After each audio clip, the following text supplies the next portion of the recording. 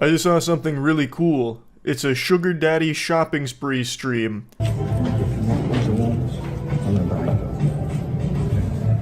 It's about if you want me to have them. It's not about that. Okay. We're gonna take those. Mm-hmm. That's so badass. We'll take them both. What Princess wants, she gets. I'll just go ahead and take a little extra money out of my grandkids' Christmas cards this year. So this dude who looks like someone tried to create David Hasselhoff in the Soul Calibur character creator is the sugar daddy of this streamer, and she did a stream where he just bought her a ton of shit. Wait, I feel like I'm gonna cry. Did you show me? Wow. I'm obsessed. Terry, you have no idea what you just did. Unironically, he might not know what he just did. He is old. He looks like he was around when they first invented chocolate. There's a good chance he forgot that he just bought you this.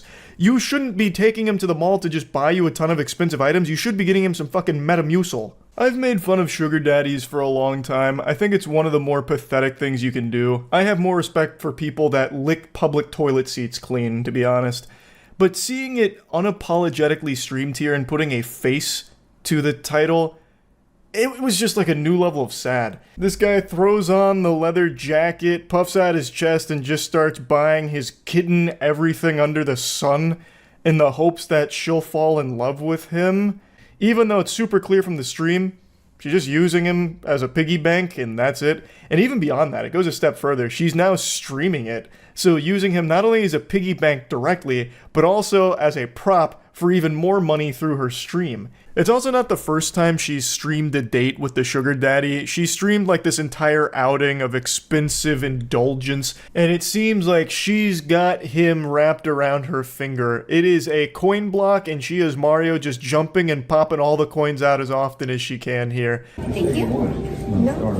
I know, and I've been wanting it for so long. That's what you said. You guys. Oh my god. I can't even believe it. Congratulations. Thank you very much. Thank you so much. Happy holidays. Oh my god. That little glitch in the footage seemed like something straight out of a horror film, like the videotapes from The Ring. But yeah, he'll spend oodles of cash for a quick peck on the lips and a brief hug, and she'll usually laugh about it, look uncomfortable, and then show off the items to the chat. Now, I watched some of the date stream she did with Terry, and then I watched some of this shopping spree stream as well. She actually treats this guy like she's taking care of her senile grandfather. She's helping the customers that are buying shit. He said, where does she go? To the people that are fucking paying. Come on, Terry. I'm gonna start asking other people's boyfriends to buy me shit at this point.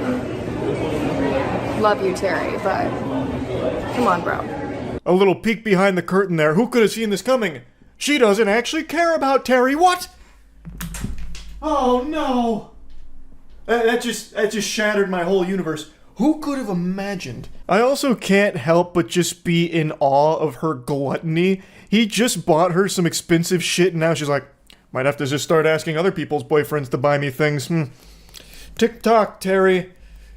Come on, you're awfully slow here. Let's get this farty sharded. I'm going to need more expensive items. I haven't had my fill yet. I'm not satiated. Terry, you might want to really start jogging over there and get her attention so you can buy me more things. You were talking big game, and then we get onto the field, and suddenly you're underperforming, which is fine. I'll pay for my own fucking bag, but I want to leave with a fucking bag. I love you, but you know. What an angel. Terry, you lucky dog. It's easy to see why you've fallen head over heels in love with this saint. I almost threw $100 at my computer screen. When she was complaining right there, I thought, no, she needs this money. Someone hasn't bought her something in minutes. She's gonna starve. I just can't believe she actually has the gall to get this angry in public and on stream about Terry not buying her enough. Saying that he talked a big game but now is underperforming after already buying her some expensive shit. Come on, man, wake up. I truly will never understand this whole sugar daddy mentality. I don't get it. Oh, I don't fucking work here. I'm sorry. I'm waiting for somebody that does. Yeah, I'm in the same boat. My sugar daddy is a pain. Yeah, my sugar daddy's here. Look, wait for him to come in. He told me he was talking big fucking game, right? Get in here, suddenly. I don't know if I like it. It doesn't look matter, bitch, it's for me. It doesn't look matter, bitch, it's for me. I can't even put on any sarcasm for this part. It's just too insufferable.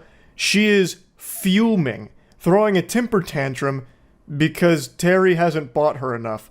And she starts whining to just normal people in the store about it as well. Just exposition dumping, just throwing out all of the lore about this. Well, my sugar daddy said he would do all this and he hasn't done that. Where the fuck? Like, how can you have so little shame? Okay, let's get that installed. Let's do it? Really, sweetie? Stop. Let's just get that. Really? Yeah. Are you sure? Yeah. We don't have to. We can walk out right now. We'll go ahead and get it. Okay? You better get it while he's saying yes. Yeah. We'll go ahead and get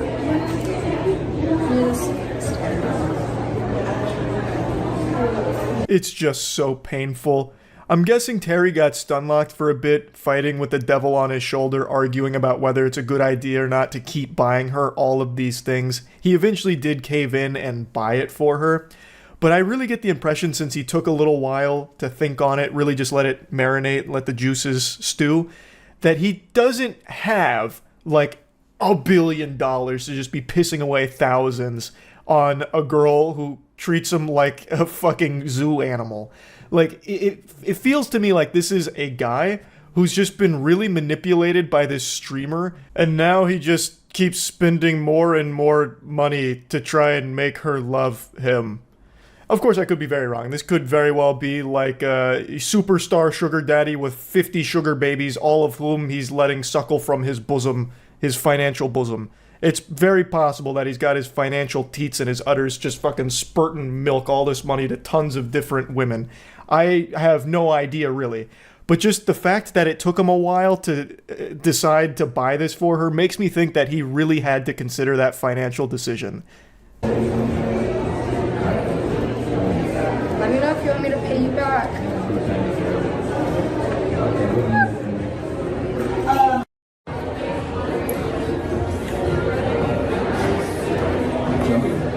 She's excited.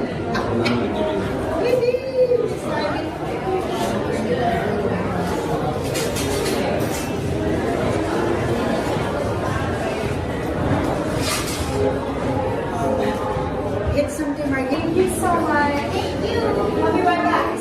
Ma'am, did you get taken care of? Not yet. Dude in the background knows this is a bunch of barnacles. His expression really sums it all up. It's so fucking weird. She hits some Fortnite emotes while she celebrates getting this man to spend more money on her. Even drops the "I'll pay you back" line, knowing full well she has no intentions of doing that whatsoever. And if Terry did actually say, hey, can you pay me back? There would be hell. It would be scorched earth. It would be the last time Terry ever saw her face. She would lose her mind, go ballistic, go off her fucking gourd. Cheers, sweetheart. Oh, Terry. I'm looking at you. You're beautiful. You're so sweet. And you're fun. And you are pretty fucking smart. I try to throw stuff by you, but I tried 3 or 4 things. I didn't get anything by you. Thank God. But I'm not giving up. I want to continue. You can keep trying. One day, if I'm really drunk, you'll get me, but I couldn't drink today. I was driving. Okay, no D&D. I'm drunk and driving. Terry, my Okay. Tiffany bracelet, my necklace, the purse. The purse that we... And they say chivalry's dead. Romance, like something out of a fairy tale. Terry, she's not pretty fucking smart. You're pretty fucking dumb, man. Open your eyes. You're being used for your clams, man. God, this whole sugar daddy thing, like I said, is just so sad. I don't know if Terry's been manipulated into this role or if he is someone who is a proud sugar daddy. That I'm not really sure of. I can't quite tell from the little bits of the streams I've seen of them together. But Jesus Christ, it is so painful to watch. Goodness gracious, holy cannoli. Anyway, I just had to share this because I could not believe that we're at a point now where we're getting sugar daddy streams. Oh, fuck. That's really about it. See ya. Alright, you win. I'll roll over and show you my belly. I submit. My arm has been getting twisted by tons of people demanding that I speak about the Sydney Sweeney Bathwater soap.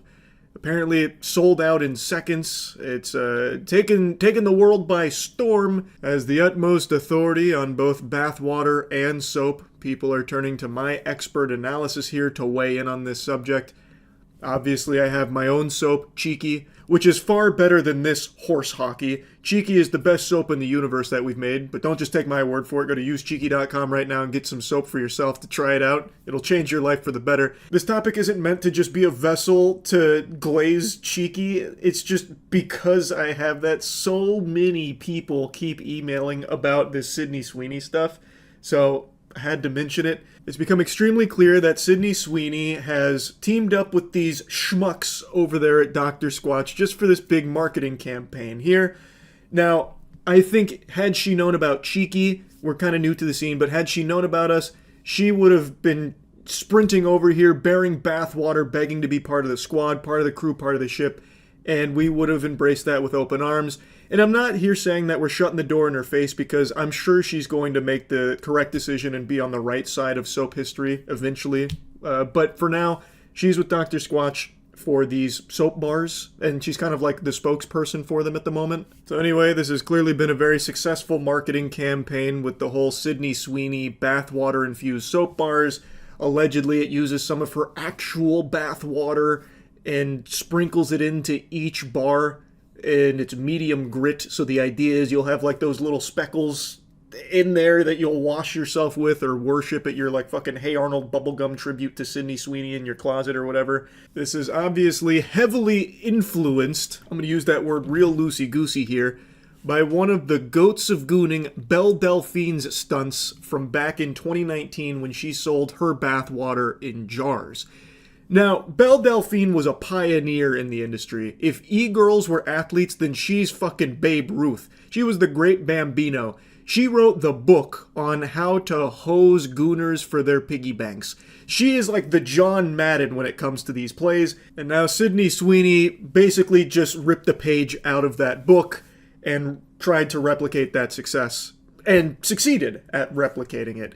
The bathwater soap bars are apparently selling extremely well. So well, in fact, that there is a secondary market for it on eBay, as there always is for everything ever, from fucking people scalping Sydney Sweeney bathwater here, where they are reselling the soap bars for over $200 a piece. 200 clams for this bathwater soap. And not only that, there are people shamelessly selling pictures of it for $30. I'm just going to say this right now.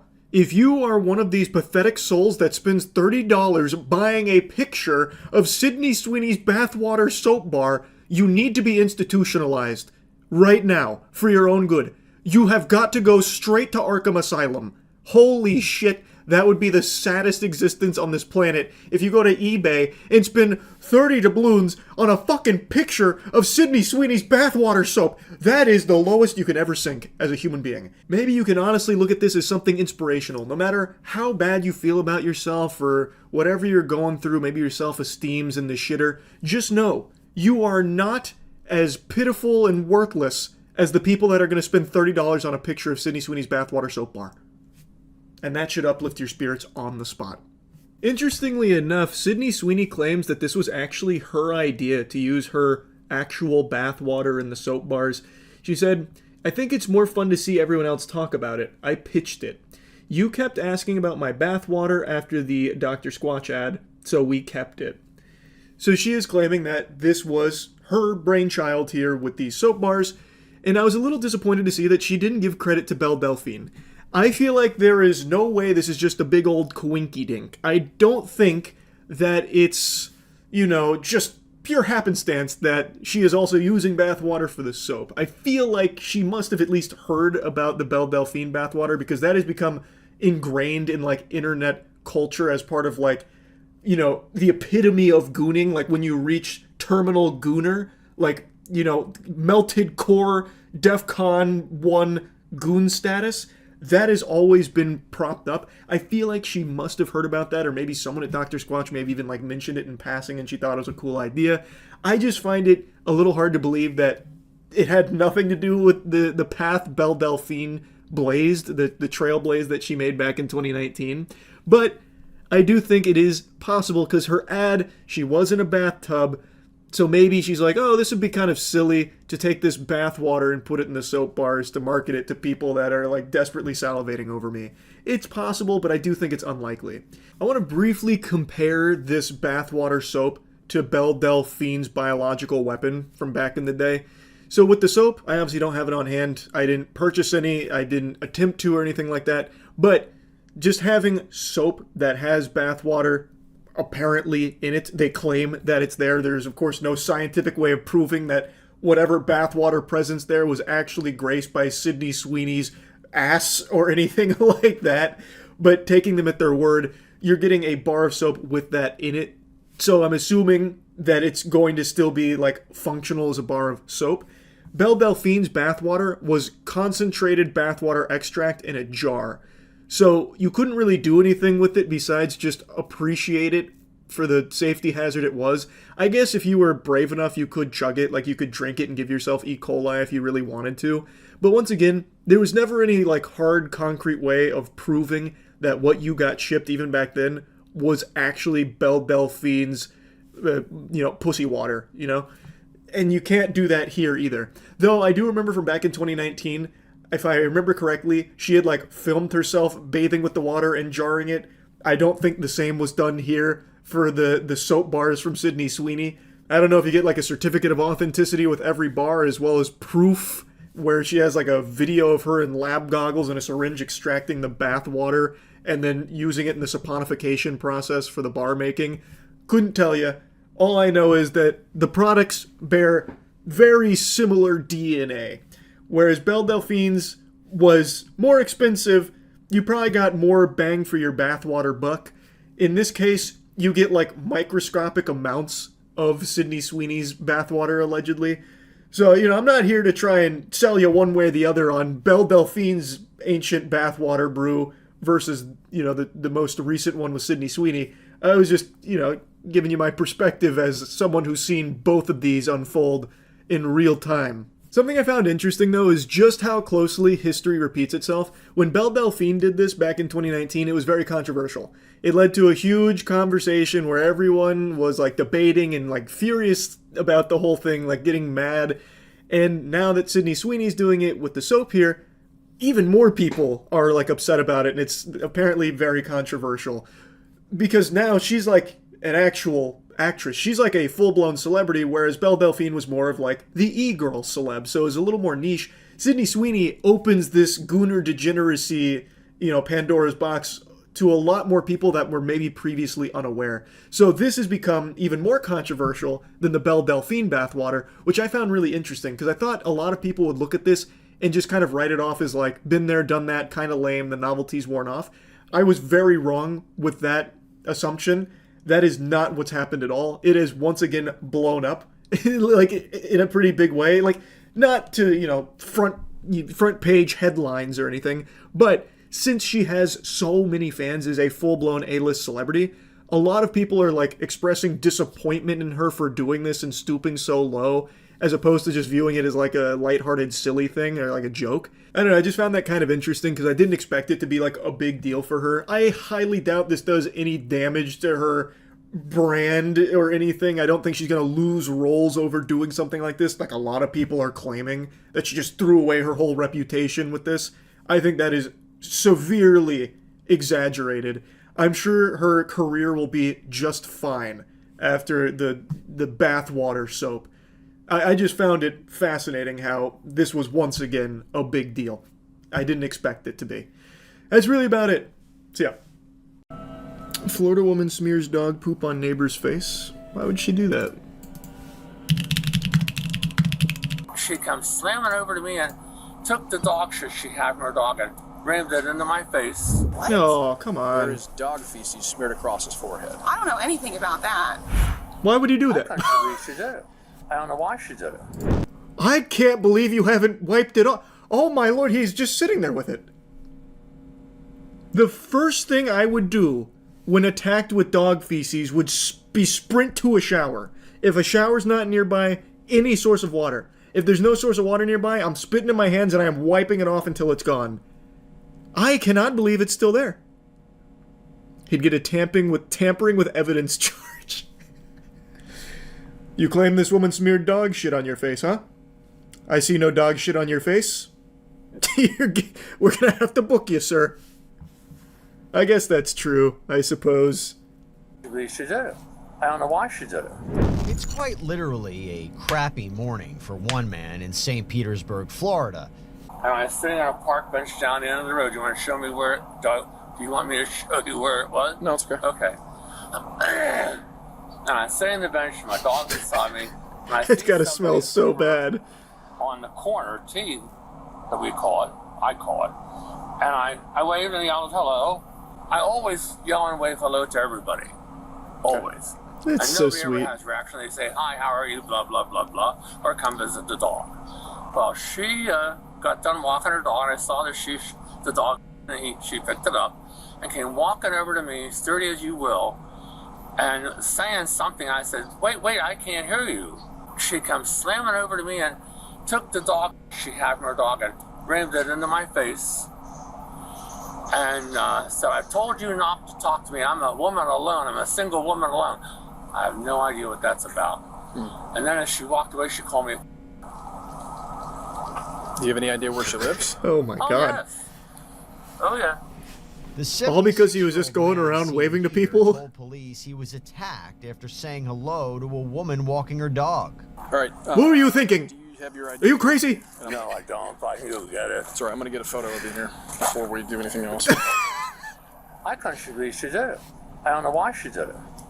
And read me a tyranny of cursing you won't believe.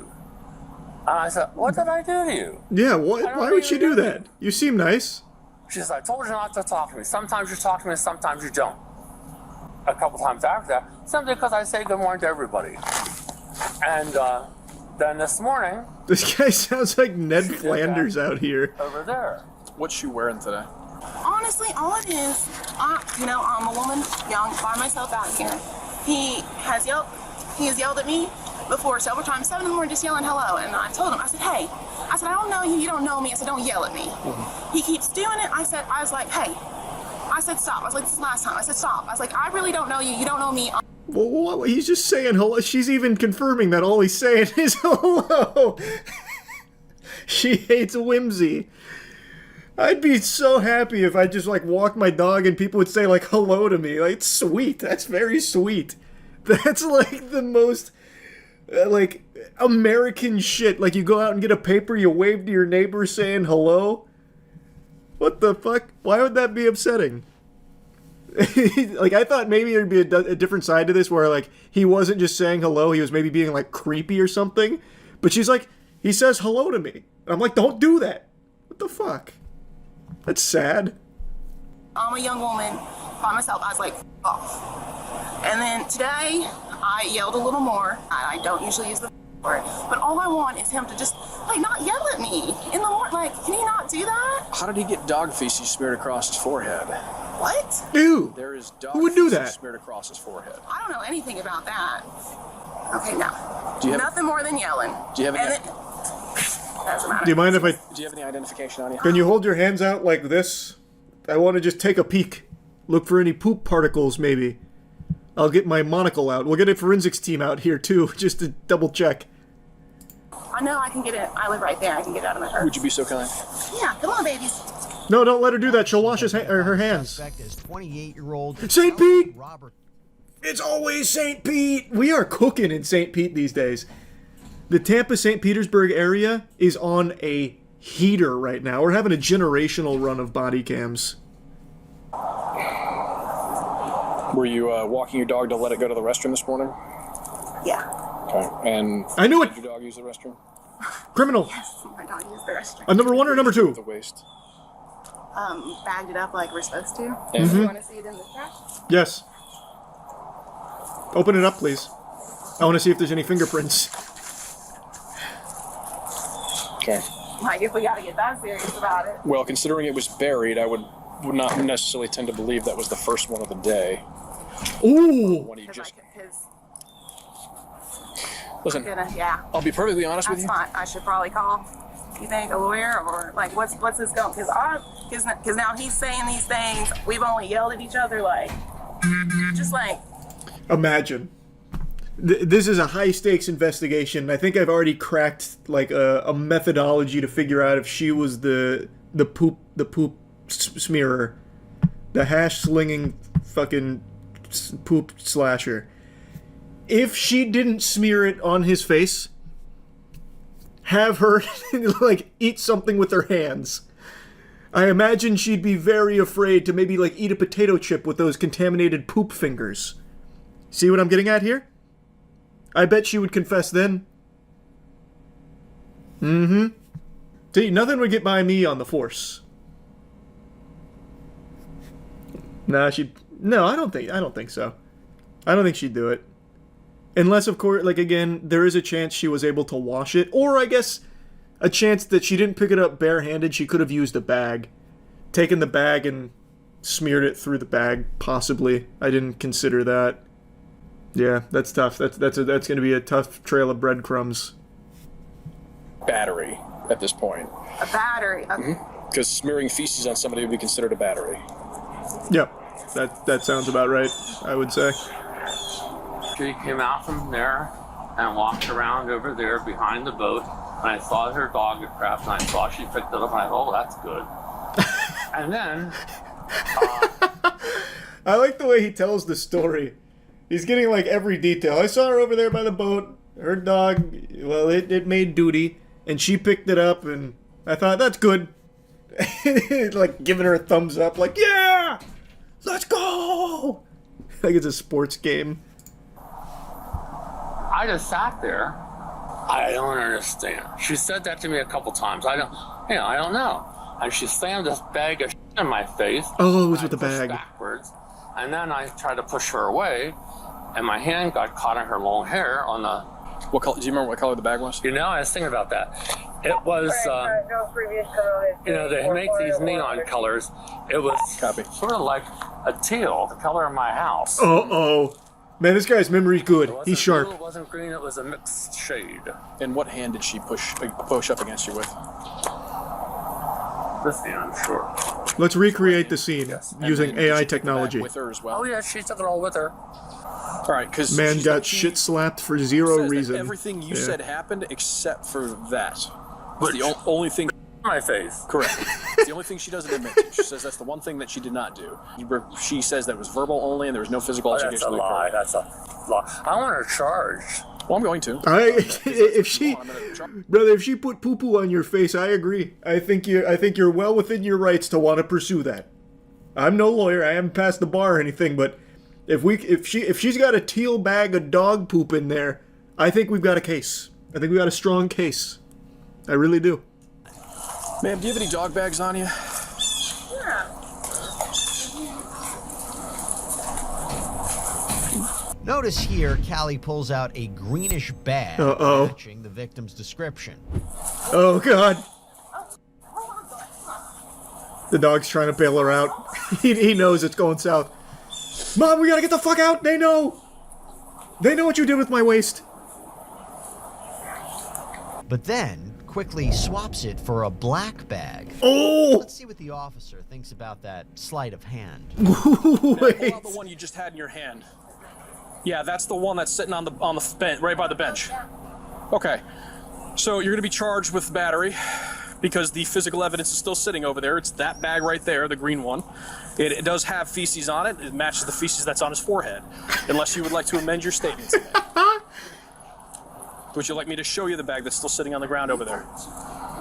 Because it's going to match that one specifically, right? And there's a reason you started pulling that one out and shoved it back in your pack and then pulled out the dark black one, which damn!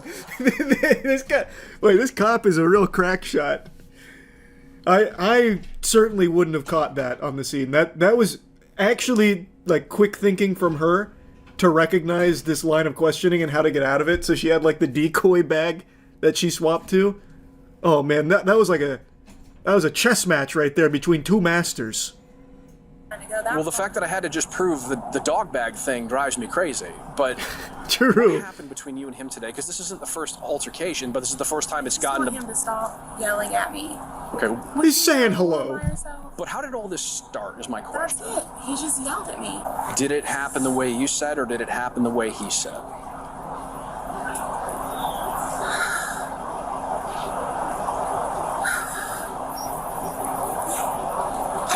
I think we all know what happened. No. Ma'am, I need to know.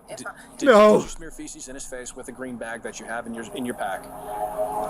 It can't be. Ah! The unthinkable. Good Lord, sir, go wash your face off. We're done here. We got her. All of a sudden you see like a fucking police chopper fly in from the back. In Pinellas County, we have something called adult diversion, right? He's 76. A 76. What the fuck is that? Dog poop? I mean, Vandalism? regardless of what happened. Biological warfare?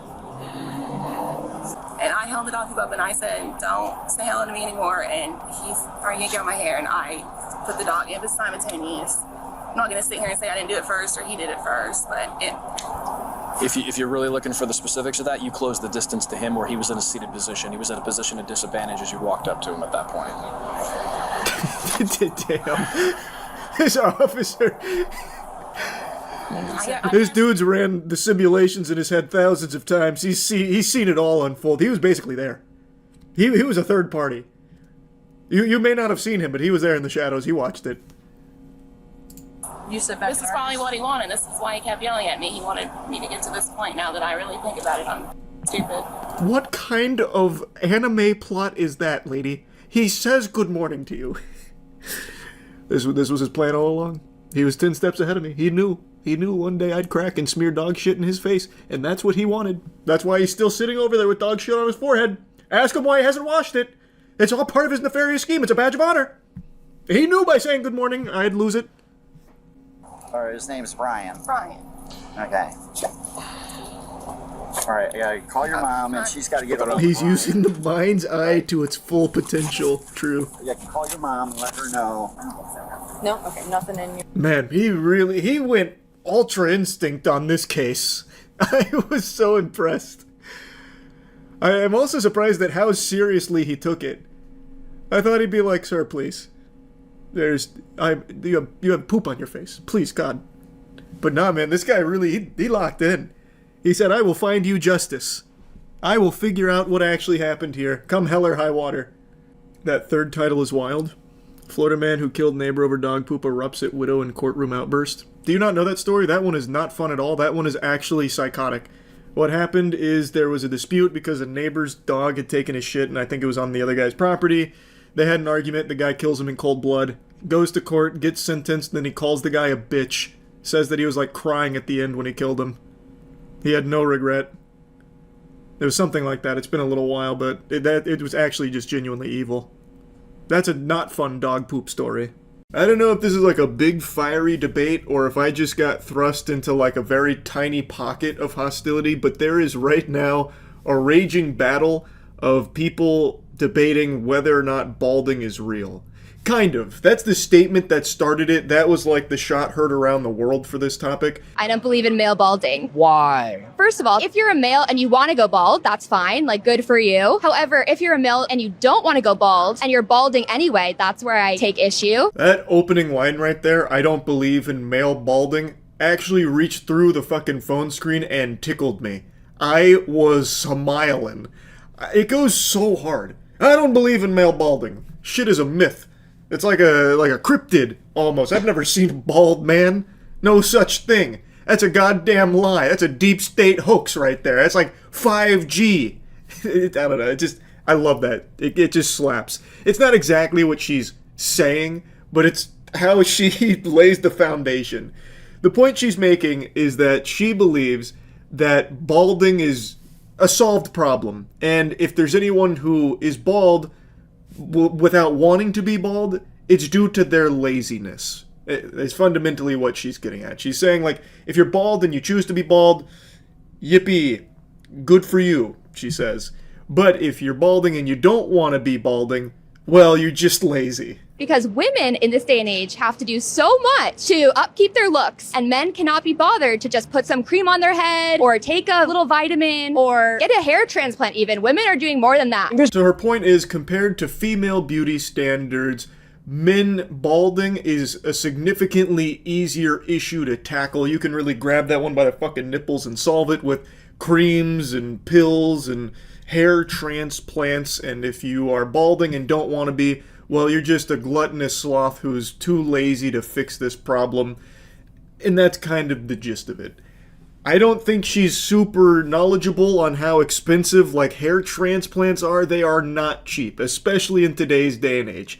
Also, being put on medication, also not super cheap. So, like, yeah, you can get, like, the finasteride, the minoxidil, and, like, the combo there. Get it with the fucking 2-piece, and from everything I understand about it, it seems to work to some degree. It varies person to person, obviously, because not everyone's just a fucking clone. So it doesn't work for everybody, but it does work a little bit for some people, and for others, more so. But it's never like the cure to baldness, as I understand it. There's not like a magic pill. Like, there's no like Phoenix down for your hair. Like, you can't, chug your way to a full head of hair again. Like, it is tough, and it is very expensive. And she's saying women do significantly more than this, but men can't even be bothered to do the bare minimum of stopping the balding with these pills, creams, and hair transplants. Again, there's not exactly, like, it's not Courage the Cowardly Dog where Eustace gets that handful of shit and can rub it on his head to fix the baldness, which ultimately led to other problems. Again, a lot of the medication does have, like, side effects and stuff, too. Like, it's not exactly the easiest thing. And I recognize that for women, there are a lot of things they go through for the sake of, like, the beauty standards that are put upon them that are also very difficult. But I don't think those should be celebrated either. I don't think there's anything good from putting this pressure on women or men to adhere to the beauty standards that people think they should. More stigma for guys to do beauty products, and that includes like hairline stuff. Guys are like more generally insecure about doing stuff like that because they're not really supposed to. Beauty products, we were sold that that's a girl's thing, not a guy's thing. I don't know how much of an excuse that is. There's not as much pressure on men in society as there is on women to upkeep their looks, and they just kind of get resigned to the fact that they're going bald, versus if you ask any single woman something that's happening to their looks that they don't like, they will go ahead and fix it, whether it's like an at-home DIY solution to like professional, super expensive treatments. Now, in the comment section, everybody was dunking on the guy here, saying that he was mansplaining and not listening, and that he's like not even engaging in the conversation, and everyone is on her side about how she's, out here spitting and shitting the truth. Like, these are all facts that she is speaking about baldness not being real and easily solvable. I don't think he did anything wrong. He's right. There is a stigma around men using, like, toupees or wigs, because then it's kind of like, I'm 5'6", right? A lot of people joke around, like, just go get height surgery. Well, the people that get height surgery are constantly fucking clowned on. They get dunked on more than me at 5'6" when I play pickup basketball. Like, you're damned if you do, damned if you don't. I get made fun of all the time for being short. It is what it is. That's the way the cookie crumbles. Sometimes you gotta play with the hand you're dealt. My dad is 6'5". Man stole all the height genes from our lineage and then kicked the ladder out from under him. Can't do shit about it. I gotta live with it. So, like, I can stay 5'6", and I'm comfortable with it. I make jokes about it, but at the end of the day, I can't fucking change it without going and getting, like, life-changing surgery that'll have me debilitated for, like, 2 fucking years as my bones reform in my shins. I'm not going to do that. But if I did, I would be insulted for being so insecure about my height that I went through those extreme lengths to change it. And it's the same thing for bald men. You'll see this a lot, where, like, a bald guy will put on a toupee, and it's not, like, the most optimal one. It's pretty clear he's wearing a toupee. People will make fun of him for being so insecure with that. And it's the same thing with other male beauty products that you'll see. There is a stigma around it. I don't know why she's pretending that doesn't exist. That's a very common and, like, really socially acceptable thing to make fun of a guy for, if he's trying to, like, fix baldness or something, and it's not, like, perfect, you know what I mean? And while I agree with her that the standards for women are higher than that of men, it's not like it doesn't exist for men. As I mentioned, I'm 5'6". There are innumerable women that want nothing to do romantically with a guy my size, petite, fun-sized men like me. And that's okay. Like, it is what it is. Like, I understand that. Like, but the point is, there is a pressure on men, at least to some degree, to a lesser degree than women, but it is there. And what she's reinforcing here is the idea that men have to continuously adhere to an ever-increasing pressure on beauty standards, which is very similar to what women have gone through for a long time. And I think both of these things here are not good. Like, it's not something to encourage and, like, pump your fist about as, like, a celebratory thing. I think it's a bad direction. So the guy's not saying anything wrong here. I don't know why he's getting spit on so much in the comment section. He's just saying, like, hey, you know, there's like a stigma that exists around it, so not every guy's going to be all gung-ho and like enthusiastic about going and spending thousands upon thousands of dollars on creams and pills that aren't super efficacious, as well as spending thousands and thousands of dollars on a potential hair transplant that might not work super well or might not look all that great. Like, it's tricky, and it's a tough situation to be in. And to her point about female beauty standards and how much women go through to uphold, like, the female beauty standards that have been put on them for so many years now, she's not wrong in that perspective. But I don't know why it has to be a battle. I don't know why she needs to now start shaming men for not conforming to male beauty standards that are being put upon them. Like, yes, there are significantly more for women, but it's not like men are just allowed to be slobs forever. In fact, I don't know how many of you remember this, Don Tolliver just took a picture with, or had his picture taken with his girlfriend once, and the entire internet was insulting him for like 3 full days about how ugly he is and how shameful it is for her to be with him. And Don Tolliver, I don't even think is like a really unattractive looking guy. Like, there is still a pressure on men to look good, because they will also be insulted. That is the way the entire culture of, like, beauty has shifted, where everyone is expected to uphold, like, crazy standards, right? Now, of course, I do think it is still more for women, but it's not like it's non-existent for men. And I don't think balding is some kind of fabrication, some kind of made-up concept in that it's an easily solvable problem. It's not. And I also think that it's very hypocritical of her to take this stance that bald men are lazy by not going through all of these procedures to try and fix it, because women will go through tons of procedures for things they don't like. So like BBL or something, or a boob job. But I would also argue that men that are trying to tell women that they need to fix their flat ass, or like small titties aren't real, you're just lazy, are equally in the wrong for having that perspective. Like, if this video was completely flipped, then it was some frat bro sitting there going like, yeah, bro, I actually don't believe in A-cups. Like, honkers of that size, I think are just, like, actually made up, make-believe. Like, just go get a boob job. Like, go take some biotin or something. Like, I'd equally be clowning on him for that perspective, too. Like, enforcing those kind of beauty standards and insulting people that don't, like, conform to it, I think is a bad thing. Like, for women and for men. Girls have a lot of pressure to be valued based off their beauty, and guys have a lot of pressure to be valued more on how useful they are. And so guys kind of have an excuse. Like, Jeff Bezos does not have to have hair if he doesn't want to, because he has all the money in the world. I know what you mean, but like, I wouldn't want to be with Jeff Bezos. He's old. What advice do you have for people that are dating? If they're wearing a hat, it might mean they're balding and self-conscious about it. So I would press and see if they're doing anything about that. I love that signing off advice from her right there.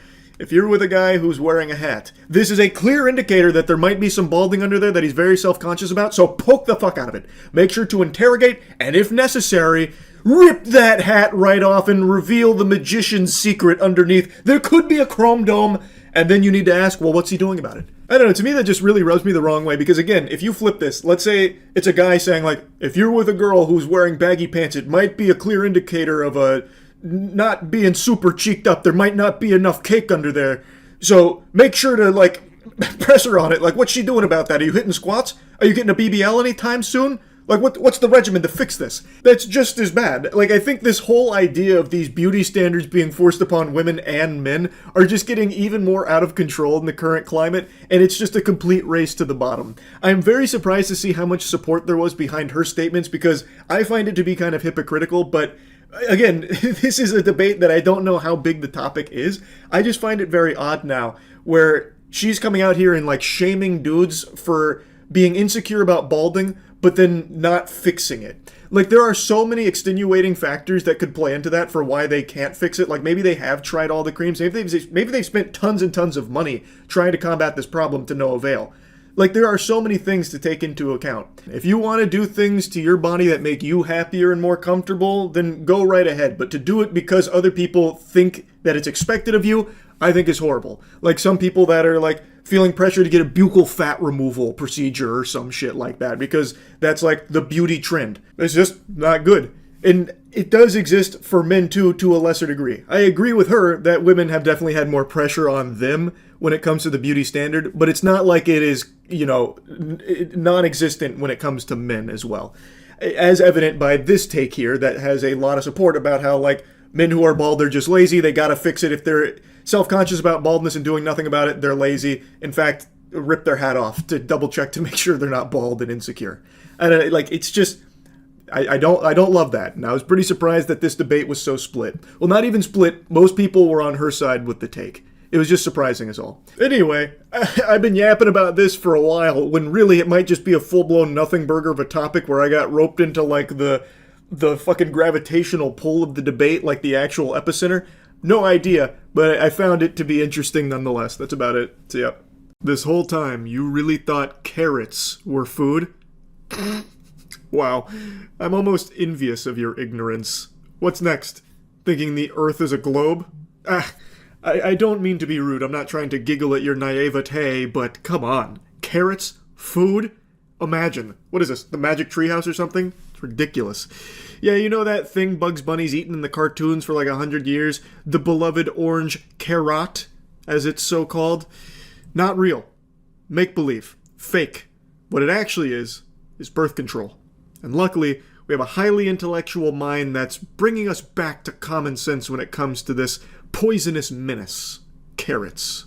A lot of these plants we eat, like carrot, people think are food. They're not food. The orange carrot was created at the turn of the 18th century, and we act like they've been around since the turn of time. So this lady who looks like a Viking that was ordered from Temu after she slaughtered 15 squirrels and stitched their pelts together to make this jacket is educating us all on the history of carrots and trying to open our third eye to the fact that carrots are not food. This is a wild carrot, also known as Queen Anne's lace. They're far from the sweet and tender carrots we're used to.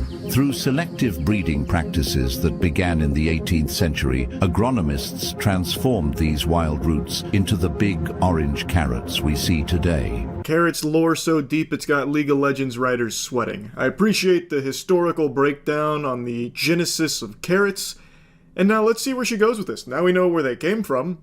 Well, what's the point she's making? What most people don't know is that Queen Anne's lace, the root itself, was used as the morning after pill. It is so toxic, it will abort a fetus. And yes, it's not as toxic now that we've bred the poison out of them, but this is the root, and we're feeding them to our fucking kids. Oh, zoinks. Gotta be honest with you, crazy lady, I think you've been boofing a little too much Queen Anne's lace. As you just said, through many years of breeding, they got the poison out. So now, the modern carrot is not the same thing as Queen Anne's lace. They're very different. You can't bite down on a carrot and expect it to abort a fetus. Also, from what I read, Queen Anne's lace can't do that either. It was used as a contraceptive. From everything I've read, it couldn't do a fucking abortion. But maybe if you, like, mega dosed it, like if you set that Wumbo serving size up, maybe it could then. I don't really know. But what is 100% irrefutable, as she even admits, modern carrots don't have that poison.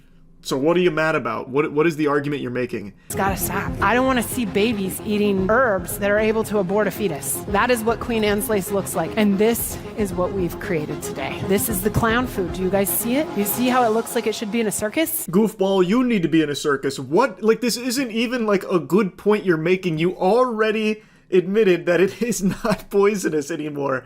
So it was derived from something that was used as a contraceptive. But it isn't that anymore. You're not feeding babies a contraceptive. You've already established that that's not the case. It's like getting mad at toilet paper because it came from trees at one point. Like, it's separate things now. The modern carrot is not the same thing as Queen Anne's lace. You know that. You've already said as much, and yet you're still getting mad at, like, this imaginary villain you're creating about carrots. What the fuck is happening here? And once you know this, you can't unknow it. You challenging me with that? I'll unknow it right now. I'll erase it from my memories databanks. I've now entirely forgotten it. Checkmate. Fucking idiot. Plants were always toxic to us. Meat never was. This is a list of meat that is deadly toxic to humans. Polar bear liver, because it's high in vitamin A. Her whole personality is meat, meat, meat, meat. She's like a real-life Luffy, but not cool at all. So she's waging war on plants. Plants have always been mean. They've been real jerks to us. There's poisonous plants out there. Can you believe it?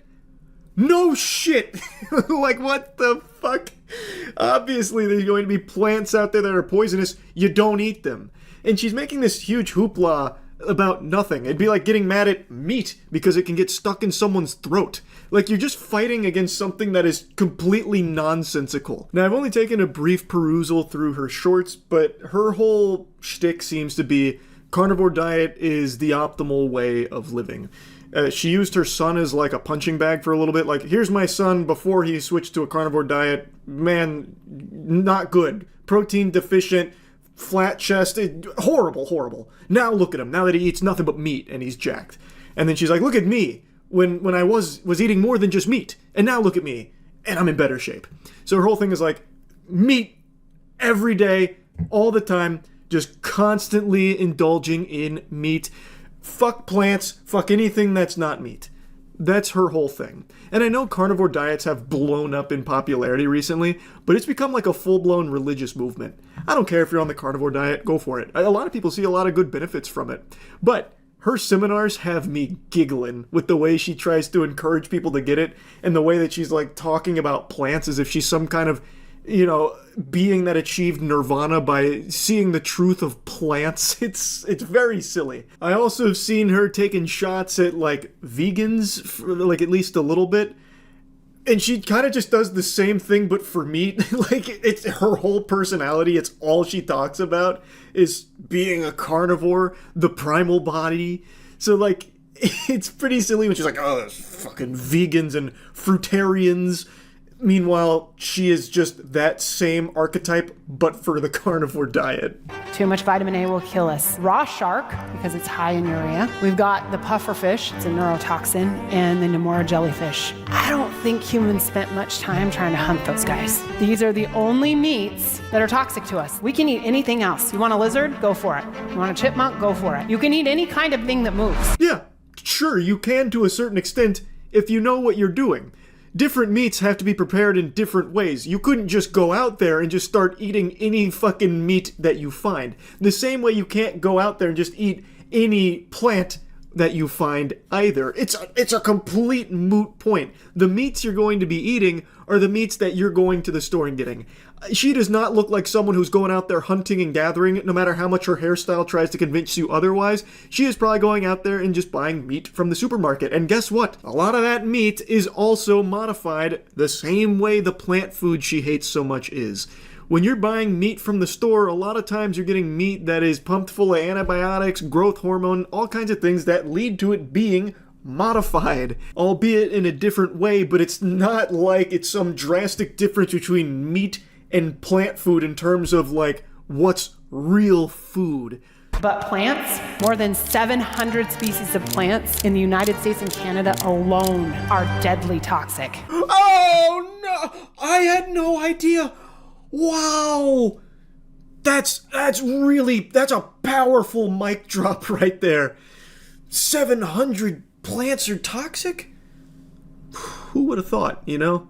Just when you thought it was safe to go outside. All these plants jumping in your mouth, forcing you to eat them. Goodness gracious. Heavens to Betsy. She's making a mountain out of a molehill. You know what else is real bad for you? If you get a piece of a bone stuck in your throat and it fucking cuts up your esophagus, or, you know, you choke to death on it. Oh no! Should we be afraid of meat too because of the bone? Like, I'm not her dad. She can have whatever diet she wants. If she wants to eat nothing but raw pork testicles forever, all power to her. It's just her little seminar she gives on carrots being fake, clown food, birth control, and plants are toxic.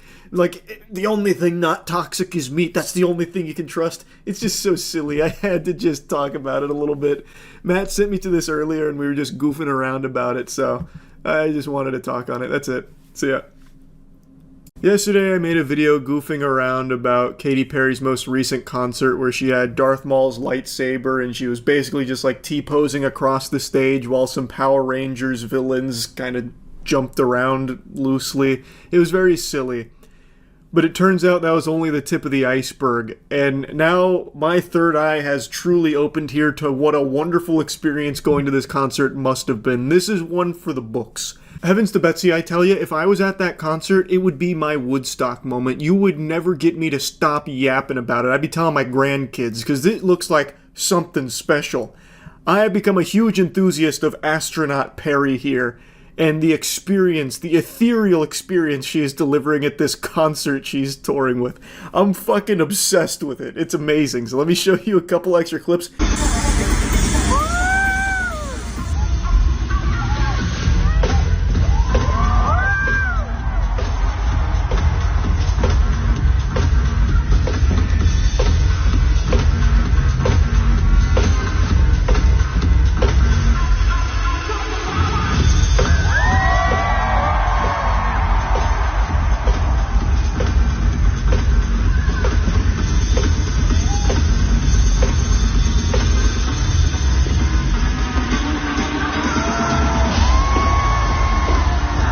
What you just witnessed was performed in front of an arena filled with people that paid to be there to see it.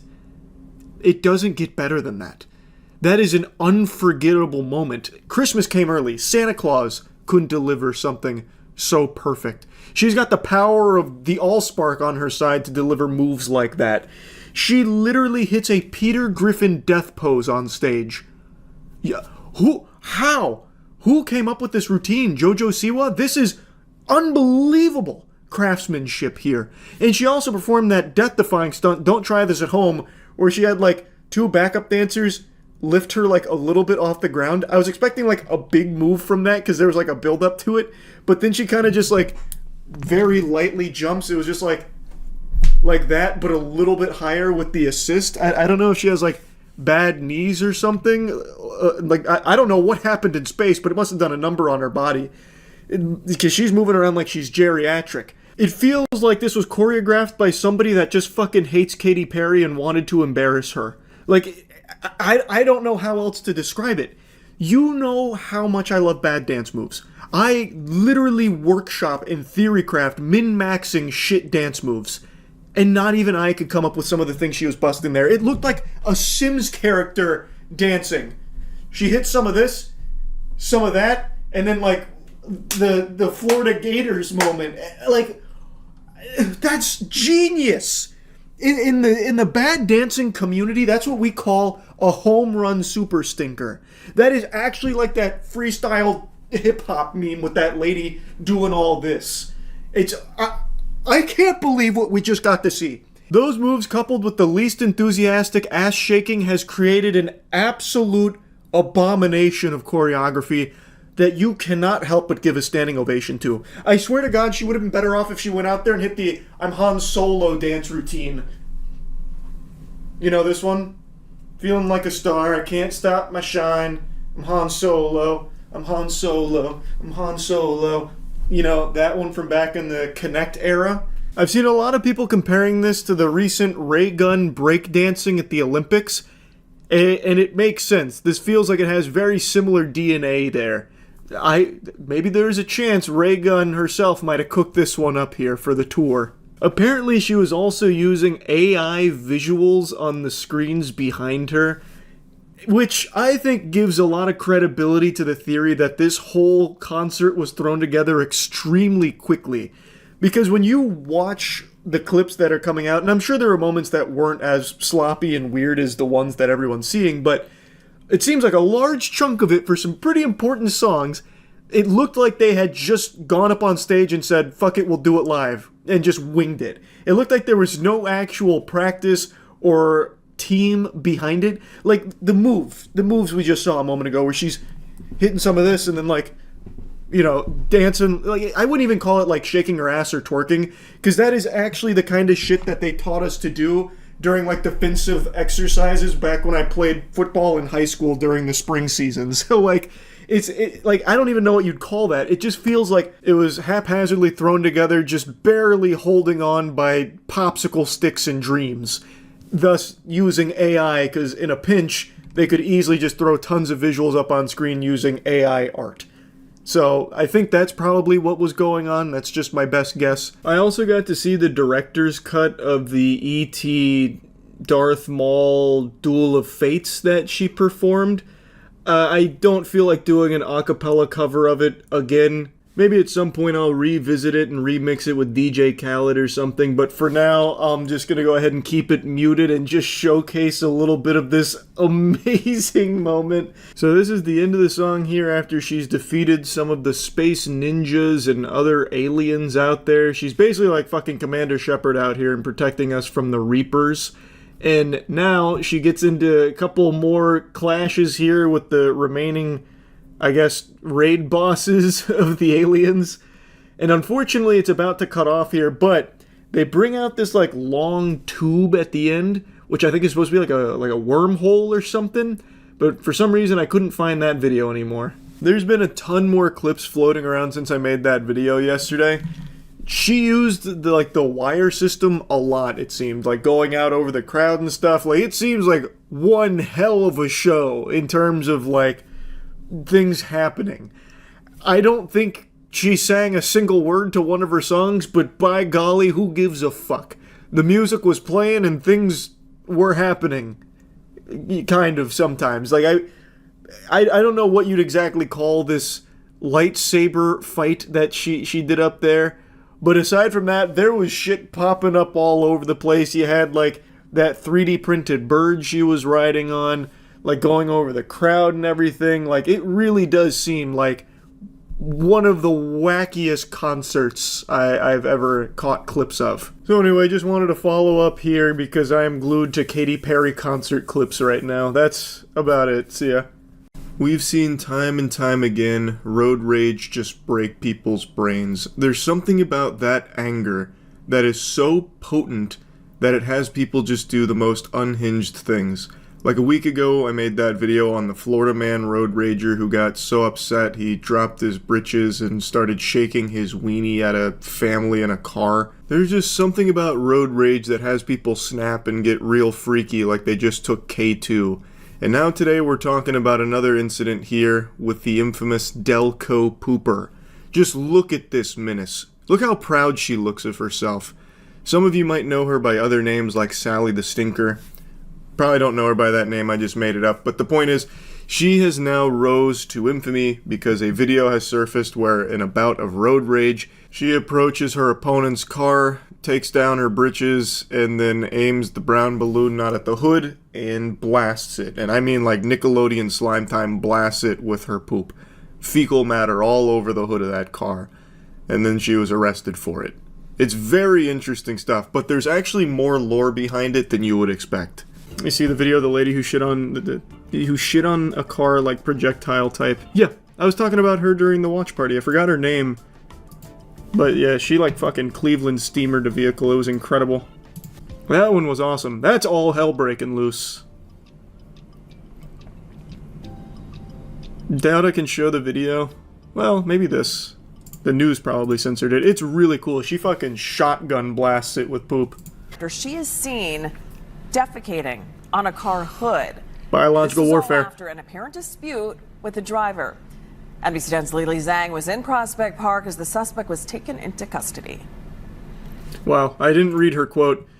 So the pooper was identified as 44-year-old Christina Solometto of Ridley Park, taken into custody last week, charged with a string of offenses including criminal mischief, disorderly conduct, harassment, indecent exposure, and depositing waste on a highway. Is that a... Can't say I've seen that charge before, but her statement, she told authorities it was clean poop. I didn't even have to wipe. Wow. She stated, I wanted to punch her in the face, but I pooped on her car instead and went home. I'm gonna tell you right now, Christina, ain't no such thing as a clean poop. No such thing as a free meal. And it was actual diarrhea. That's like the furthest thing from clean. She just lets it crust. The police chief for Prospect Park says he has seen some road rage cases. That video God, look at the way she approached. Oh man, yeah. shows a woman. The full video, you can see it where she's like walking up, hands on her britches. She's charging her ult, and then she just in one fell swoop drops trow, and she just blasts it like a grenade going off on the hood of the car. It was unbelievably impressive.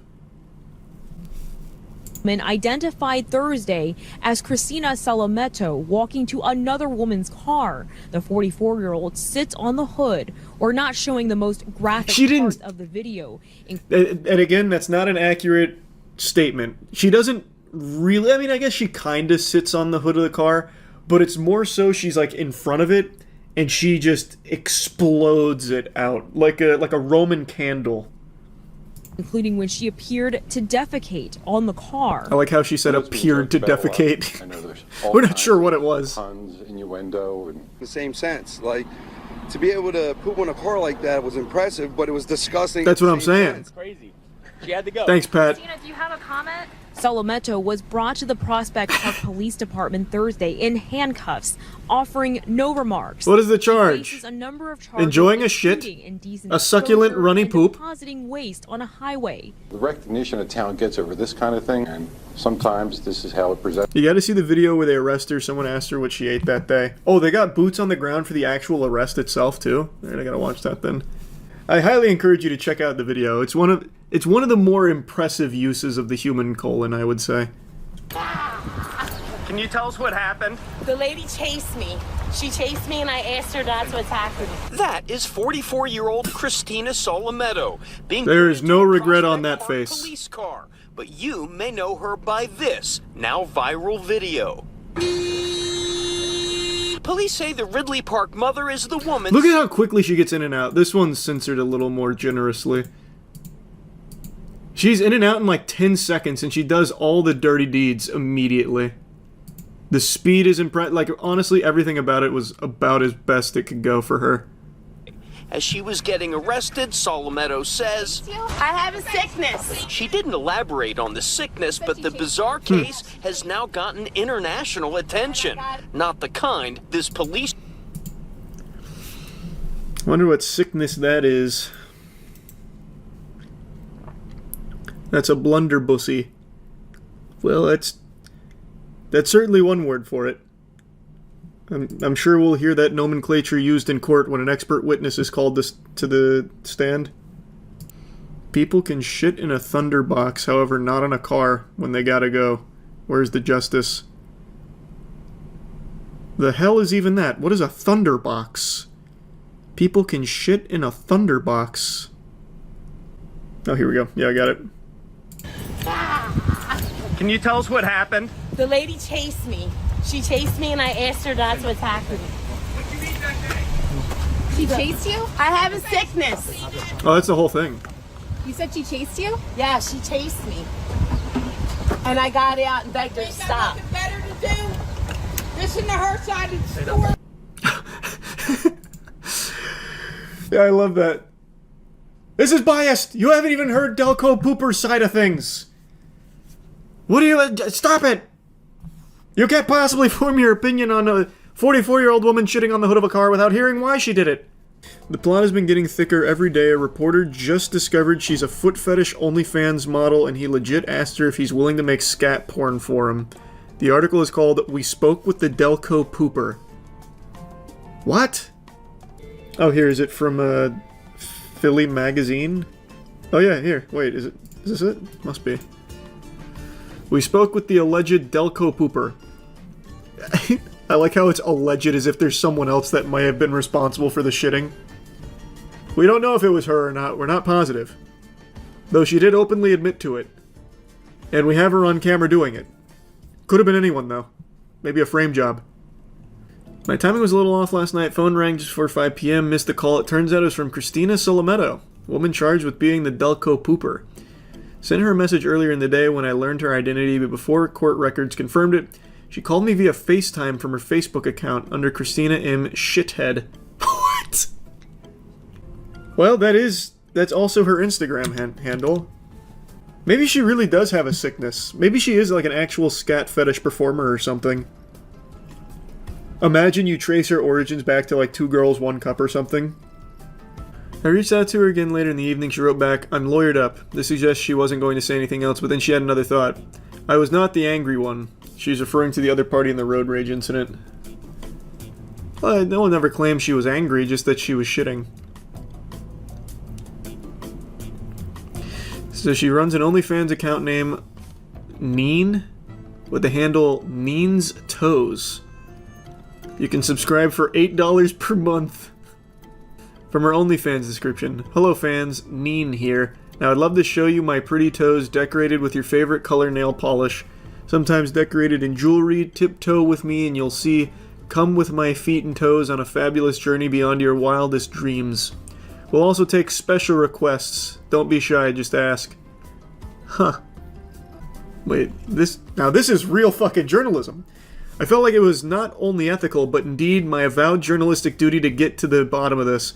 "Regarding your OnlyFans account, I know that some women on OnlyFans specialize in scatological porn." I texted the accused Delco pooper. "Given the events of your week, I was wondering if that's something you delve into." A brief pause and then, "You want me to fucking shit on you? I want 5K and I'm bringing a bodyguard." Okay, the bodyguard's not necessary. You really think someone that likes to get shit on is going to be like a threat? That's going to be like the most weak-willed human being of all time. That is a broken human being. What an interesting twist. So if someone asked you to shit on them, you would go alone. I'd probably bring a friend, just because it'd be so silly. But I don't know about a bodyguard. But yeah, I probably wouldn't go alone. That's fair. How'd that conversation even go if you had to bring a friend? About if someone paid me $5 grand to shit on them? They'd probably just want like a cut. I don't think it'd be that weird of a conversation. Yeah, I know what you're thinking. When did Charles learn how to smolder like this? My god, 31-year-old man still stuns the old-fashioned way. Well, it's because today, for some reason, the internet has decided to feed me beauty-related news. Don't know why. Haven't searched up anything. Like, the closest thing I looked up to anything even remotely associated with that topic was, like, melatonin supplements, I guess. But I don't know if melatonin helps you glow or whatever. I don't know how that would build a bridge to beauty-related articles and everything, but whatever. One of them that got served to me I found to be so fascinating that I just have to talk about. Influencer suffers from severe chemical burns after attempting to remove facial parasite. So you can see on the right there, it's still in the process of healing, but it looks as though she had briefly peeked into the Ark of the Covenant and singed the lower half of her face off. And it's because she put Nair directly on her face to combat this supposed parasite that she is now named Caroline. It's a really interesting adventure here that I stumbled upon.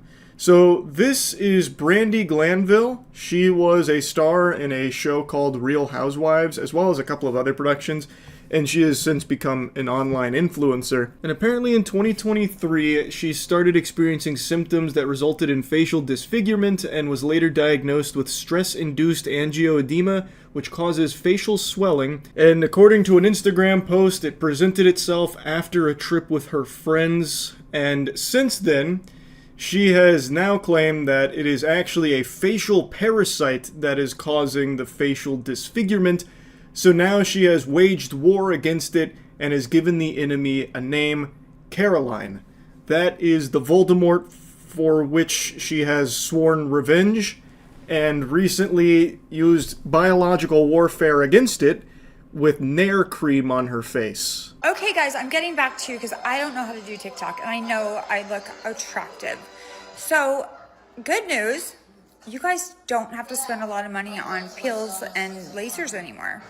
Because I decided to put Nair on my face because when I have an exfoliated face, it pisses the Caroline off, whoever's living in my face. Just right here right now and right here. And then she moved up here when I did the Nair. And yeah, but you know what I mean. So Nair is the fountain of youth. I figured it out, but I overdid it. 7 minutes, don't do it. But right now, my mom, because she trusts me. She then proceeds to talk about her mom being there. But anyway, she thinks there is a parasite living in her face, which is why she's taken such drastic action against it. Though there is no evidence to support that claim, there is nothing to suggest she has a facial parasite. Now, of course, I'm not her doctor and haven't conducted an exam myself here. Maybe it is entirely possible she got bitten by the radioactive spider that gave Spider-Man his powers. I have no way of knowing, but from an uneducated Neanderthal's perspective, sitting in his swamp-ass chair, I decided to look into it myself a little bit, and to me, this sounds like delusional parasitosis. Again, this comes from a Cro-Magnon man, but it does sound like a textbook example of this, a condition in which a person has a fixed false belief that they are infected by an organism despite evaluation not showing an infection to be present. This refers to things like bugs living under their skin, parasites, worms, mites, that kind of thing, even though there is no doctor-supported evidence of it. So now with this belief in her head, she's going scorched earth on her own face. So she's carpet-bombed it with Nair, which has clearly done a lot of damage to it. I don't think it'll be permanent. I imagine it'll probably heal fine. But again, I'm no expert on chemical burns, Nair, or pretty much anything, to be honest. Though I just have to imagine with that whole, like, Nairing your butthole thing, I think the body's pretty resilient when it comes to it. It's just not good to use it on your face and other areas that it's not intended to be used on. I did also see people speculating that this could be Brandy covering up a laser job or an injection gone wrong or something like that. This could all be a false flag operation, and using Nair as the scapegoat here, like, oh, I tried to attack Caroline with Nair and look what happened. I don't know if I necessarily buy into that conspiracy theory, just judging by the way she talks about it. She is named the parasite, which, yeah, on the surface is kind of quirky, but it also, to me, kind of represents something a little more unhealthy beneath the surface here. She's already, like, from the sound of things, disregarding the medical diagnoses and instead has self-diagnosed as having a facial parasite. And now, even after the whole Nair debacle here, is claiming that Caroline dodged it and went up to her forehead now, but it made her angry. Like, she's talking about this fucking thing like it's the Demogorgon here. Like, again, something that there is no evidence to support its existence. I don't think this is her, like, making a cover story or anything like that. I don't think it's her trolling, especially judging by the description here. Beauty hacks. This is a good one, but do a test patch. I did 7 minutes and I'm on fire. So... Joko. What? So... Oh, that's not a J. So... Ioko. Don't to 7 minutes. It also burned the loose skin off my arms and it's $7. Mix up some aloe vera, cucumber, and black tea, put it in the freezer, put it in the spray bottle, and once it's cold enough, spray all day because I'm in some pain. Reading it in my head, it didn't clock with me just how messy that description was. Reading it out loud was painful. That was like fucking reading Haunting Adeline out loud. I had a hard time getting through that. It was all over the place. That actually read like unhinged scribblings. But what she is saying here is that she has found Nair, used it, but was too aggressive with it, but still is preaching about Nair as like a good thing to try for like exfoliants in like chemical peels, when it's not a good thing for that at all. But she's even giving a tutorial like, I did 7 minutes, but don't do that. Instead, use aloe, cucumber, black tea, freeze it, and then spray it, and you're good to go. Do not follow that advice. I urge you not to make the same mistake she did of like narrowing all of your sensitive spots. You're gonna not have a good time. I'm gonna tell you right now, you're gonna be singing the blues on it, I bet. But the reason I'm even mentioning the description here is none of this leads me to believe that she's taking the piss. None of this seems like it's her making a joke or something. She is like actively trying to give advice on like using Nair on your face, which is a bad thing to do. I do think this is a case of delusional parasitosis, and when I looked up Brandy Glanville plus Caroline to see like if the name had any meaning, turns out it does. It seems like she named this facial parasite that she believes she has after a real person, Caroline Manzo, who filed a lawsuit against Bravo, which was a station where this show was airing, Real Housewives. Caroline filed a lawsuit against Bravo for sexual harassment and assault that she allegedly experienced from her co-star Brandi Glanville. I couldn't believe the depth of the lore here, so I went even deeper into the rabbit hole. I then even checked out bits and pieces of the podcast, and then I also read this article which covered more of the podcast, where Brandi was talking more in depth about it all. She was opening up about how hard her life has been since the allegations from Caroline Manzo were made public. She revealed that she had contemplated suicide during it, also opened up about her facial disfigurement. She maintains her innocence, that she didn't do any of the things that Caroline is claiming, but she apparently lost several jobs, including one lined up in Australia. And she said, "And then I lost my looks at the same time. I literally at 51 started OnlyFans because I didn't have income for 6 months and I was like going through my savings. I was making good money and then my face started being crazy." She was apparently using a mask to hide her face, but then the fans over there were asking that she not use the mask. At the time she didn't have a diagnosis. Eventually she did get the diagnosis, but now, fast forward to today, she now believes it's actually all caused by a facial parasite, which she is battling with Nair, giving herself severe chemical burns on her face now to try and fight against the supposed parasite. This was a wild ride. Again, I don't know what I did to make the internet algorithm think that I wanted to be fed beauty influencer related news and articles. Maybe it knows I hit 31 and it thinks that I need to start doing things to take better care of my looks. I have no clue what it's trying to suggest, but I'm kind of happy this one floated across to me because this was one hell of a thing to learn about. Don't put Nair on your face, though. A lesson to all out there. That's really about it. So yeah. I'm shocked! I cannot believe Twitch is actually finally making bot busting a priority on the platform. Botting on Twitch has been a problem since the beginning of time, and they hadn't taken it seriously forever, but a month ago they made a statement where they claimed, "Listen guys, condoms finally coming off, we're going in raw against bots, we're finally going to do something about it." And I was excited, like that's something to celebrate, but I kind of thought they were just looking to score some good boy points online, like some brownie points, because Twitch's reputation been kind of in the shitter recently.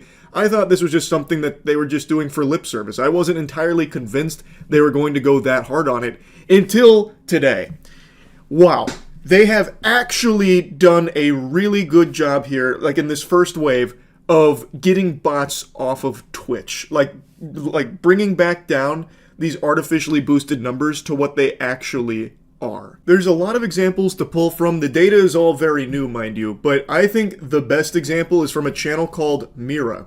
I'm sure some of you have at least heard of this because this is something that people have been trying to put on Twitch's plate for the longest time, about a channel that keeps getting recommended to them that isn't actually even a live stream. For the last couple of years, it is just a farming channel where Mira is just farming ads off botted numbers. She doesn't actually even really stream on there. I think she's gone live like a few times over the last couple of years, but it's live 24/7, just pumping reruns of streams she did so long ago, like ancient history. So look at this. This channel, for I think like probably 3 years, I don't know how long it's been going on for, but it's been years, has been sitting at like a steady 2,000 viewers no matter the time of day. And all the channel has done for this time, pretty much exclusively, is run 24/7 reruns of old streams, yet somehow manages to maintain 2,000 viewers throughout the entire duration of it. Then, the day that Twitch bot smiting comes into effect, it goes from 2,000, then down to 1,500, and then the bot detection, I guess, must have kicked into fucking turbo drive. They went Wumbo style. And now she's sitting at 100 to 200, pretty much overnight. This, to me, is like the most clear example of them actually doing something about botting. I was very surprised to see this.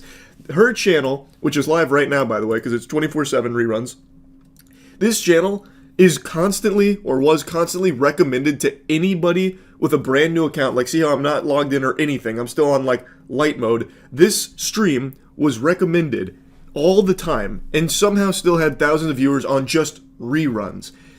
clearly most, like, rational, sentient human beings aren't going to be watching that. Like, look at the chat. It doesn't move. And this is exactly what it looked like back then, too. No movement, there's no chatting, because it's not real. And now the bot detection is here, and you can see that it is finally working. Though I think there are still some bots, like some holdovers here, because there's no way there's 250 people here right now. It seems to me like there's definitely still some stubborn bots that Twitch wasn't able to get there, sticking on there like a hemorrhoid. The parasite bot infestation has been decimated, but not destroyed, because I cannot imagine 276 people being in this stream right now. Not even as background noise in like a tab they forgot on like an ancient laptop. I don't even see that being the case. I don't think there is a single soul in this realm right now. This shit is more empty than a theater showing Morbius. Like, I just don't believe that. But even still, it's clear that what Twitch is doing is actually pretty effective at blasting bots, which I didn't expect. Her channel, I think, is the best example of it, but there's a lot of other channels, like big streamers that went live over the last day, where their view counts have halved, or even more than halved in some cases. So they actually are taking it kind of seriously. Like I said, I was a little skeptical that they were even going to really try and take down bots, because inflated viewer numbers is good for the platform. Like, I thought they probably wouldn't actually put a lot of resources to it, but it seems I was very wrong. Now, another thing worth mentioning, this scam of like running reruns with bots is not exclusive to just her channel, but you have to wonder how much money she made off of that. This went on for years, and I'm so curious how much money she made just running old streams 24/7 reruns with botted view counts up to 2,000 to 3,000. That's probably a pretty substantial chunk of change. It's got a lot of people talking, and I think this is a really great thing from Twitch, to be honest. XQC made a tweet talking about it, saying, Twitch cracked down on bots in 2 to 3 days, and view-botters/victims of view-botting have been exposed. Streamers that are part of groups/orgs are seemingly being botted much more heavily. Don't want to start a witch hunt, but the data is interesting, go see for yourself. And then links Twitch tracker, which you can see for yourself. And people are scrubbing through with a fine-tooth comb, taking a peek at these big drops in viewer numbers. And right now, the findings are still pretty early, because this has only been in effect for like 2, maybe 3 days now. So it's still like very fresh data. This shit's straight out of the oven. But people are noticing that some of the biggest channels being hit were affiliated with orgs. So like XQC mentions, like some org-affiliated channels were, in a lot of cases, the recipients of some artificially boosted numbers, as evident by a huge drop in viewer numbers over the last couple days out of nowhere.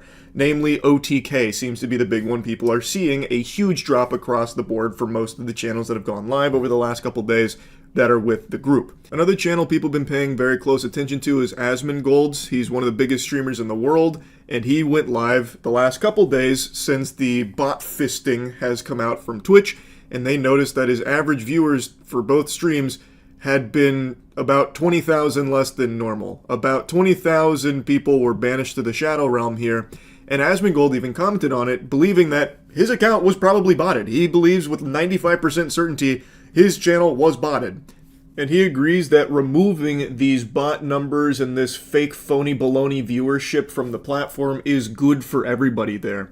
And that seems to be the prevailing sentiment, that everyone agrees that getting rid of artificial viewership from Twitch is a net positive to the entire platform. The only people that'll have an issue with these fake numbers being blasted is going to be the people that are exploiting them. The people that are using the bot services are the only ones that are going to be outraged about it.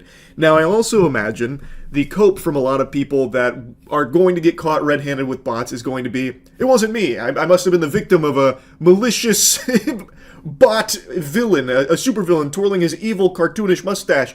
Must have been botting me for all this time. I had no idea. And in some cases, like, that is a real thing. There are cases where some people will bot a channel just because they think it's going to get them in trouble. But that doesn't happen. Like, Twitch, for the longest time, has not taken this botting problem seriously. So that whole idea of, like, a bad actor botting a channel to try and get punishment put upon a streamer they don't like, it's not that common. It happens, sure, but it's not that common because everybody knows Twitch hasn't done anything about botters for so long. So how the fuck could that possibly still be a strategy that someone that doesn't like you would use? That's like you and your buddy going to the public pool and you eat pizza together and then your friend tries to tell the lifeguard that you didn't wait 30 minutes before getting in the pool. It's like, okay, who gives a fuck? Like, that's the whole way Twitch has treated botting for the longest time. Until now. I think that's going to be like the crutch a lot of people will claim. Like, I wasn't botting. I didn't sign off on anyone botting me. This must have been some stranger in the back alleys trying to hurt my reputation by botting me for all this time. And some people, I'm sure, will be telling the truth, but it's going to be hard to know for sure. But one thing that I think everyone will know for sure is that this is a really good thing for Twitch. I am so glad they're actually taking this seriously and actually wiping out such huge amounts of bots. I'm hoping they are still going to continue doing this because there's still work to be done. All of these bot services are going to do their best to circumvent this so that way their clients can continue to pay them money for this service. They're not just going to roll over and die. They're not going to go belly up and just admit defeat. This is always a tug of war. They are going to come up with new ways of trying to evade Twitch's detection, and I'm hoping this isn't just like a one-time thing where Twitch blew their whole load here on this bot blast. I'm hoping they will continue to allocate resources to fighting against the upcoming bots that are going to be, no doubt, surfacing soon. But either way, this is a great step in the right direction, and I hope it continues. Just wanted to yap about it a bit. That's it. So yeah. JoJo Siwa. Even just saying her name elicits a involuntary response from your body, having your face kind of like crumple up like you just ate a warhead or something really sour. Because you always know when JoJo Siwa's name comes up in conversation, it's something embarrassing. Now, I will say, on my short list of idols, she does make it into the top 5 because I think she is truly the best dogshit dancer this species has ever produced. And I am a big enthusiast of bad dancing, so her classic Karma's a Bitch seizure, as well as her guilty pleasure stinky treasure dance routine here. This whole one is a masterpiece because there's not a single move here that looks good. Especially this finale, this is by far my favorite part where it's kind of like some kind of monster walk. That's like a walk cycle a rubber hose cartoon would use when a villain shows up to the scene. But the point is, I love bad dancing, and no one does it worse than she does. Many of you know, I'm actually somewhat of a pioneer myself, the creator of the classic Where's My Hug At? And I've actually been in the lab cooking some new stuff. I don't have a name for this yet, but it kind of combines the Habbo Hotel dance animation with a little bit of like robotic Roomba maneuvers, so you can do like little circles with it. But I'm already getting lost in the sauce. I'm not here to talk about JoJo Siwa's dancing. I'm here to talk about her scamming. You can now pay $900 for the VIP package to be an unpaid roadie for JoJo Siwa. If that sounds familiar, it's because Gene Simmons just announced this exact same deal for $12,500. I made a video on that like 2 weeks ago. So JoJo Siwa really just took a page out of Gene fucking Simmons' playbook here. It's almost one-to-one. She copied Gene Simmons' homework. So here's what you get for the VIP package. The Dream Guest experience. You get 1 general admin ticket. You can watch the show from any designated audience area of your choice. You get an exclusive invitation to JoJo's live show setup before Q&A and soundcheck with JoJo. You get to help her put together the show with song selection input, which I'm just going to call fucking barnacles on because there's no way she's going to let any goober who pays $900 for this get to have any say in what she performs. Like, this is definitely already pre-selected shit. An exclusive autograph of JoJo memorabilia worn during the show, so you'll get to wear her sweaty clothes that she performed in. Yeehaw. Access to her pre-show sound check and a Q&A. A pre-show meet and greet and a photo opportunity in front of the VIP backdrop, so that way everyone will know you wasted $900 so they can shoot spitballs at you and make fun of you. VIP exclusive merch, a commemorative VIP laminate and lanyard, early entry into the building with priority access, pre-show merch and shopping opportunity, a VIP host. So you're not just working for free, unpaid labor, you are paying to have the privilege of working for free for JoJo as a roadie.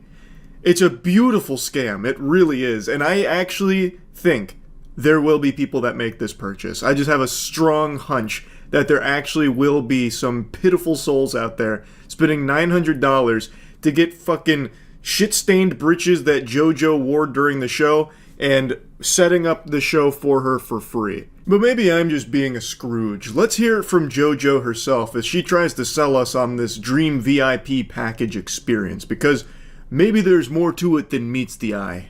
I mean, there's so much to tease. I am really excited because I wanted to create a show that wasn't just a concert, right? I have all these songs that I love to sing, but I was like, I want to do something more. I want to create, a party environment. I want to create something that feels very, immersive, interactive, intimate. And so I really did that with this show. And so, you're going to get the concert that you want to see, right? But then... How innovative. Making a concert into a big party.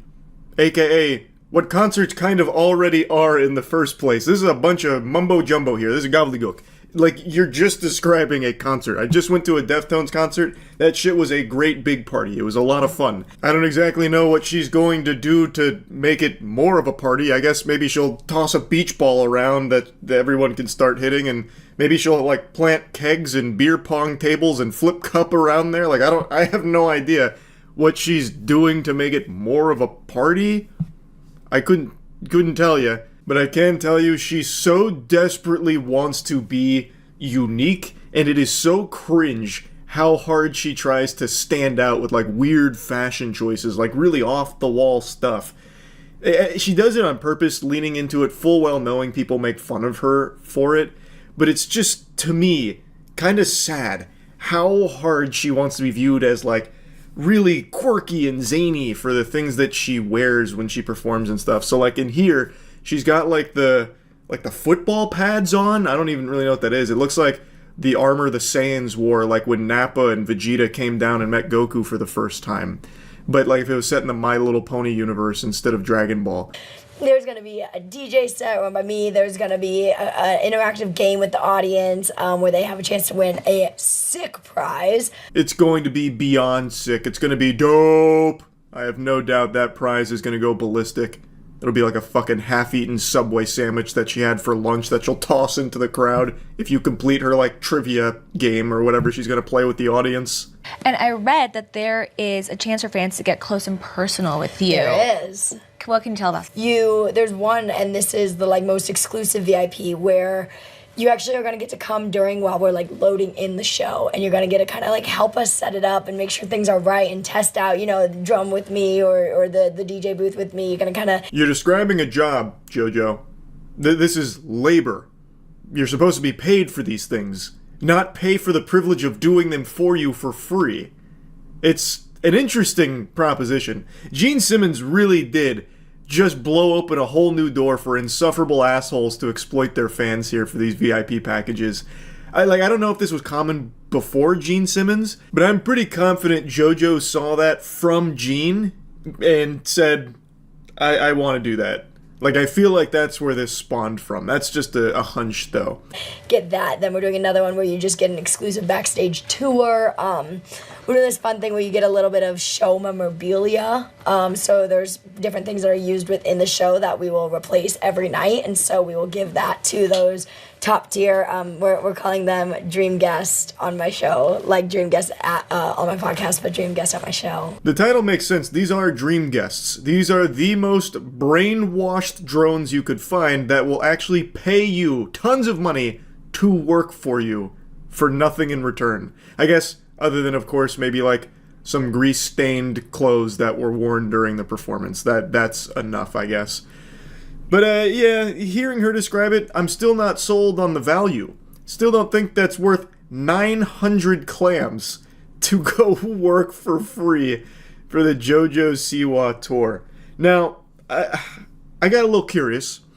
She is coming to Tampa, and I was tempted to buy the $900 package just to see what that's like. I wouldn't pay $12,500 to move around Gene Simmons' oxygen tank and get fucking coffee for him while he berates me and demands that I change his diaper, but I would consider paying $900 to help set up JoJo Siwa's song selection and fucking, I don't know, the sound check and bring in all the equipment or whatever else was described there.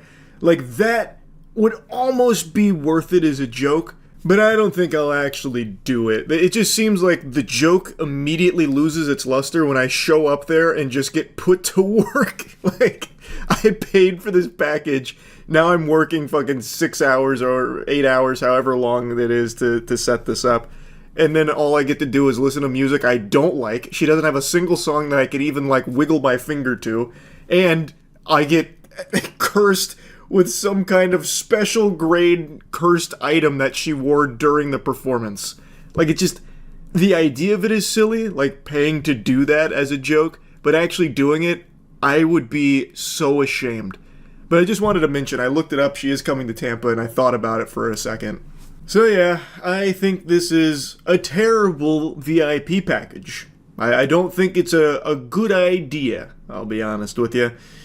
That's really about it. So yeah. Are you mad right now? Do you want to be?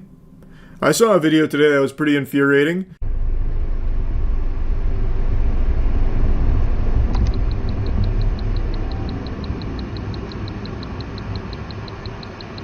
This lady is behind the wheel of a rented vehicle from Tuah. This is allegedly posted by the owner of that vehicle after, spoiler alert, she gets into an accident here and then tries to lie about what happened.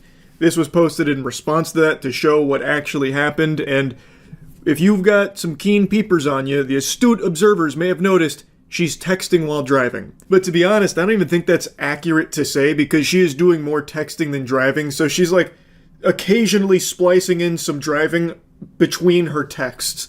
It seems like she's in some kind of heated argument, and that is like her primary focus is sending these text messages while on the road. I'm sure I don't need to educate you on the dangers of texting while driving. I'm not the DMV. I'm also not your dad. I imagine most of you know that, and this is one of the most egregious examples of texting while driving I've ever seen. She could easily have just pulled over and sent those messages if it's that urgent, but instead she said, fuck it, we'll do it live, so she's doing it while on the road, risking her life and the life of those around her. I guess she's really got places to be in those messages. That's like fucking utmost importance. If you're not first, you're last. If you're not pooping, you're shitting.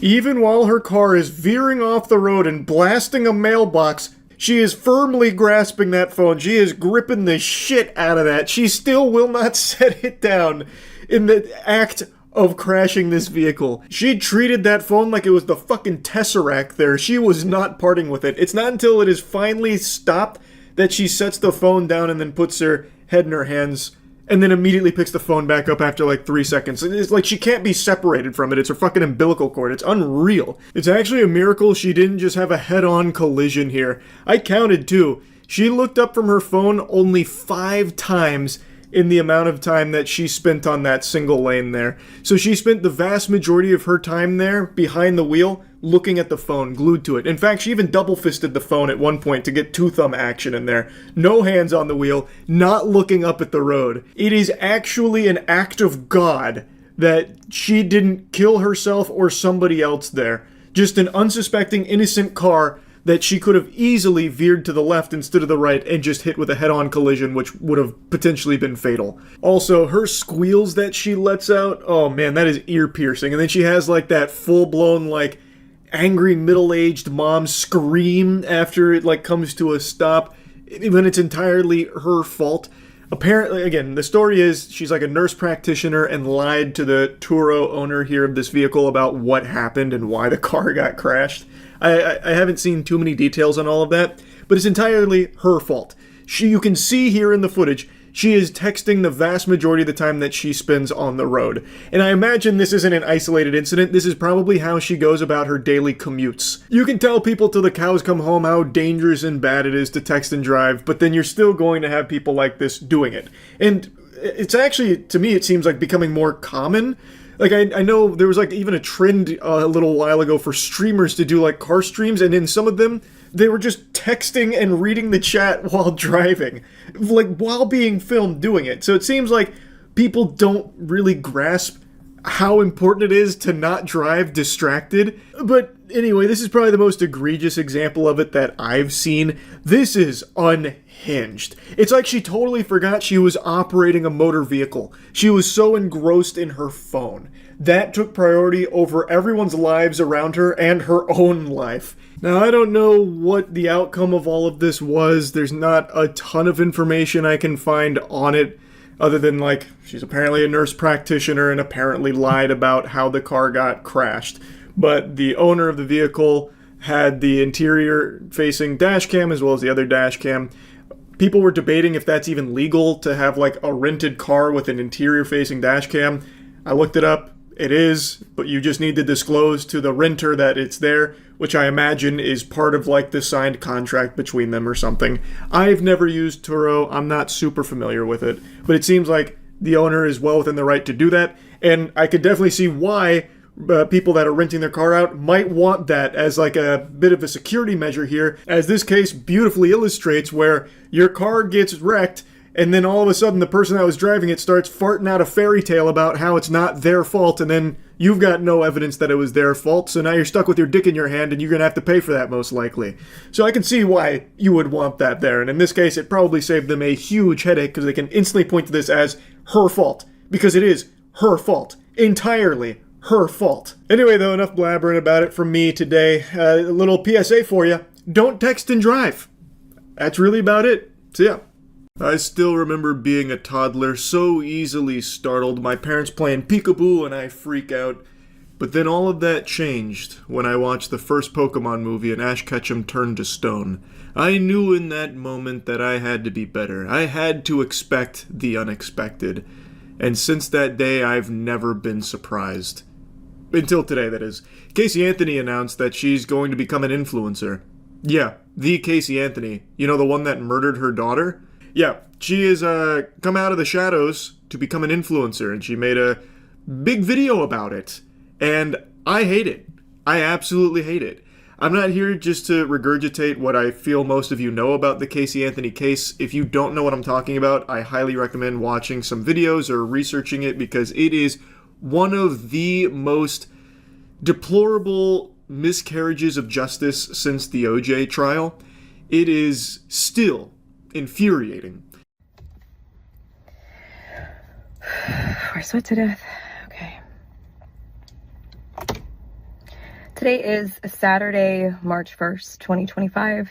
This is my first of probably many recordings. Hopefully this is not the first of many videos, Casey. Hopefully this is the last one. Maybe the case just gets reopened spontaneously so justice can finally be served for when you killed your daughter. That'd be hopeful. Also, if you're gonna film a video, can you at least take it off of, like, this slant? It looks like I'm falling down like a fucking water slide trying to watch this. Got the goddamn audience with the drunk goggles on here trying to see whatever you're yapping about. Like, why would you even film a video when it's like this? All cattywampus and shit. On a series that I'm starting. I am a legal advocate. I am a researcher. I've been in the legal field since 2011. Really? That's a big statement. In the legal field since 2011, eh? What happened in 2011, Casey? Oh my god. It's just kind of sickening, because she's just gloating about it. This is like a victory lap about how she got away with murder, and now all of a sudden she's a crack shot legal advocate. I already said I wasn't just going to yap about her case directly, but I can't help it since she just kind of brought this up here. She didn't do shit! Her lawyer worked her like a goddamn flesh puppet, like it was a ventriloquism act. Her lawyer is an evil mastermind who was able to convince a jury of lobotomites that they had been emotionally compromised by everything they had been hearing throughout the trial. Meanwhile, he was emotionally manipulating the jury to throw doubt in there so that way they would reach this impossible verdict. He pulled off the most outrageous Hail Mary. Casey didn't do shit. She also got very lucky that for some reason her searches weren't really used in court, such as things like foolproof suffocation methods. Casey Anthony is not some fucking Phoenix Wright level legal advocate. Her lawyer is the one that made the deal with the devil to get her acquitted on this. And in this capacity, I feel that it's necessary, if I'm going to continue to operate appropriately as a legal advocate, that I start to advocate for myself. Boo! Boo! Boo! And also advocate for my daughter. For those of you who don't know, my name is Casey Anthony. My daughter is Kaylee Anthony. My parents are George and Cindy Anthony. This is not about them. This is not in response to anything that they have said or done. That's not to say that I'm not going to respond at some point to some of the things that they have said and done. The whole point of this is for me to begin to reintroduce myself. Like introducing poop to a toilet. This is not the first time she's tried to reintroduce herself. She should be reintroducing herself to a prison cell for murdering her daughter. She did try and get her name back out there a few years ago with a Peacock docuseries called Casey Anthony Where the Truth Lies, I think is what it was. And it was her telling her side of things. And to me, it feels like she uses her name and infamy as a money-making tool. So now she's once again using her name and infamy as a means of having a platform online to become an influencer to make money off of her name and infamy. And what's sad, it's working and will continue to work. She has a ton of people who unironically support her, even knowing she murdered her daughter and got away with it. They don't care. That's the current climate of things. It's become very clear that no matter who it is or what they've done, as long as their name made it to a news headline or got spread around in some way, shape, or form, that person will have supporters. Fucking O.J. Simpson, before he kicked the bucket, before he met his maker, had a brief bout as an influencer. Like, it doesn't matter that she killed her daughter in the eyes of these absolute fucking troglodytes that just for some reason want to champion anybody at all. I'm doing this both personally for me, but in a professional capacity. Moving forward, the majority of what you will see will be me speaking in a professional capacity. My goal is to continue to help give a voice to people, to give people tools and resources that they can utilize so they actually know where they can turn to. So with that, please join me on Substack. No thanks, Casey. I think I'll pass on that. I think I'd rather join the Cock and Ball Torture Enthusiast Club than listening to you pat yourself on the back about getting acquitted of murdering your daughter. If you have questions, I will set up an email address where we can correspond directly. Up until this point, that has never happened. And it's only going to be on a limited basis regarding legal issues, legal matters. Don't have any questions on legal matters, but since you're talking to us in a professional fashion, may I ask you a professional question? Where the fuck are you? What are you doing in that car right now? You can hear her turn signal is on. Or maybe she has a metronome in the car? Is she trying to hypnotize us through the video? What is that? Why is your turn signal on? Are you filming this while driving? She's doing this at a red light or something? Imagine being one of the poor souls behind her. She just sits in her car filming a fucking 5-minute video at the red light. I feel that it's important that I use this platform that was thrust upon me and now look at as a blessing as opposed to the curse that it has been since 2008. Wow. How brave. What a hero, Casey. Yeah, that platform that was thrust upon you. Time to turn it into a blessing. Right. That's very strong, very strong. I cut around some of her blabbering, but I really wanted to show you that part. She takes on this tone that she's some kind of victim, and now she's rising from the ashes like a phoenix from this circus she was put through to use her expertise as a legal advocate to give a voice to the voiceless. And now she's here to help all of us. Too fast, too furious. Casey Anthony is back. She was a victim. A curse thrust upon her, but she turned that curse to a purse where she's going to make a lot of money off being an influencer and a legal advocate for everybody's benefit. Yeah, Casey Anthony, wee. It goes on for another minute. I'm not going to bother even going through the rest of it. The turn signal stays on for the remainder of the video, or whatever the fuck that noise is. But overall, Casey Anthony rebrand is pretty successful. More successful than IHOP to IHOB back in the day. That didn't go over nearly as well as the Casey Anthony rebrand. And that's really fucking sad. That really sucks. Imagine a world where you are arguing, well, Casey Anthony said, as if it means anything, as if that has any real merit or value. Well, I was following Casey Anthony, and she gave me this unbelievably great advice. Oh, you were following Casey Anthony. Like, full stop, that's where I would write you off as an absolute unstable, unwell lunatic. That you would be taking advice from Casey Anthony. But that's the world we're in right now. There are people that are now following Casey Anthony as a champion. It's so disgusting. I just can't even picture what kind of rotten dweeb maniac would unironically turn to Casey Anthony of all people for advice on anything at all, unless it's how to get away with killing someone. It's just, we've got some wild shit going on here. It's what I think to be a pretty obvious, blatant attempt at just using her name as a means of making money off people who right now, if we live in a time where people will follow and support literally anybody and anything, no matter what. So she's trying to capitalize off of that. So I think it absolutely sucks. That's about it. See ya. A couple months ago, I was briefly talking about a TikToker on stream who had been arrested over urinating on grocery store food, and I've only loosely followed it over the last couple months, but I recently saw Tozy made a follow-up to it, and there was even more stunning revelations to this lady and her addiction to tinkling on items. And I wanted to fill you in here on the lore for this menace and what she is now facing, as well as just give a warning to all New Hampshire residents out there that you are not safe. Now is the time for panic, screaming in the streets, kind of like in the movie 2012, but if the world ended with piss from one woman. This is a real shocker. Yeah, she needs some kind of help, something. I mean, nothing surprises me anymore. Shoppers in Keene are equally confused and disgusted after learning about the arrest of Kelly Tedford. The 23-year-old is now charged with felony criminal mischief, accused of using her own urine to contaminate products at the Monadnock Co-op grocery store and posting a video of the act online. Now, in the beginning, she was referred to as a TikTok content creator, and initially I was under the impression this might have been some kind of desperate, deplorable challenge, the grocery store piss challenge or something like that. But from what I can tell, she's more of an OnlyFans creator. Like when you went to her profile, that'd be the main stuff that was on there, about 18 plus content. So it is technically true that she did make TikToks, but this would be like calling Riley Reid a rapper. Like, yeah, it is true, Riley Reid has a rap song, but I don't think many people would argue that was like her primary career. But anyway, Kelly Tedford had been investigated, and they apparently found evidence that she has a history of doing this going back 4 years, at least.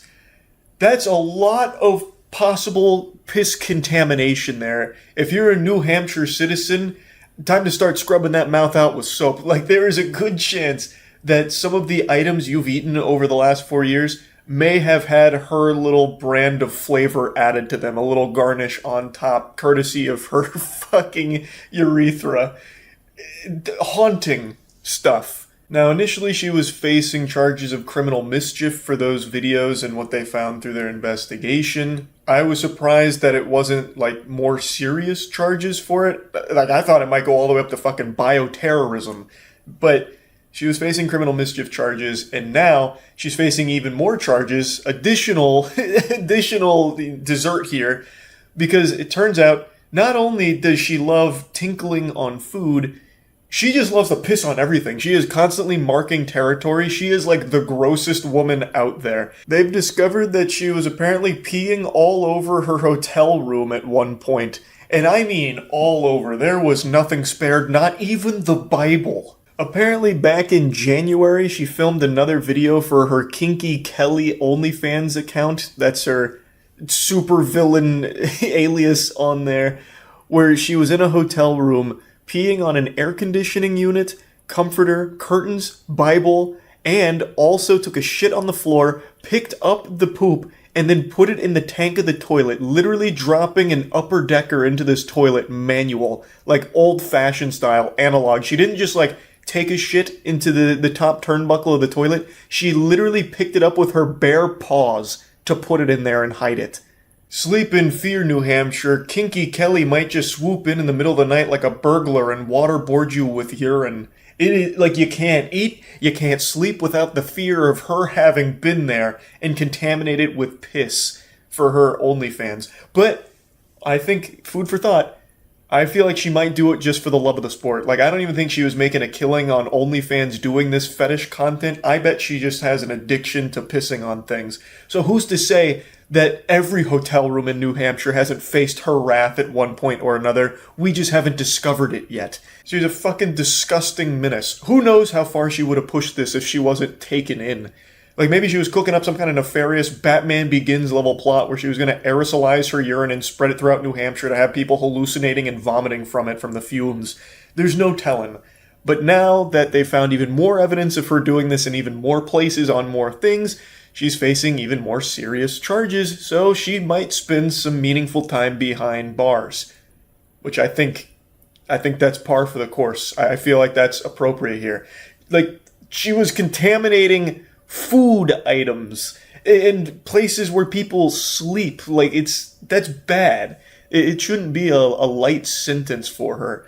But anyway, while she's in custody now, New Hampshire can sleep a little more peacefully knowing she's no longer terrorizing your food supply or your living quarters. So that's good, and I guess we'll see what happens to Kinky Kelly going forward here. All 30 of her OnlyFans subscribers are probably distraught. They're going to have to get their piss content elsewhere, I suppose. But yeah, I just wanted to give you a little update on this since we talked about it on stream a couple months ago. That's about it. See ya. Hey, tough guy. You know what these are? Huh? Yeah, that's right. That's some natural, God-given chompers right there. And just like everything in life, they're not perfect. But these teeth are real. And this enamel, it's been places you wouldn't believe. From food to pussy. That's right, I'm down there biting on it like bubblegum. Yep. I haven't slept again. It's 6:45 a.m. I've been up all night for the third time this week. I'm in a silly, goofy mood. Point is, though, I've got real teeth, which is becoming less and less common now online. A lot of the people you see on the cyberspace is rocking veneers. It's become extremely common. And now there's even huge scams revolving veneers with people that are claiming to be veneer techs. Meanwhile, they're just greasy goobers that like read a single Google article on how to like potentially install veneers. But it's just a bunch of mumbo jumbo. It doesn't actually make them qualified. They basically just say install the veneers with rusty nails and toothpicks. And I just learned about someone who basically took one of those courses and opened their own business with it.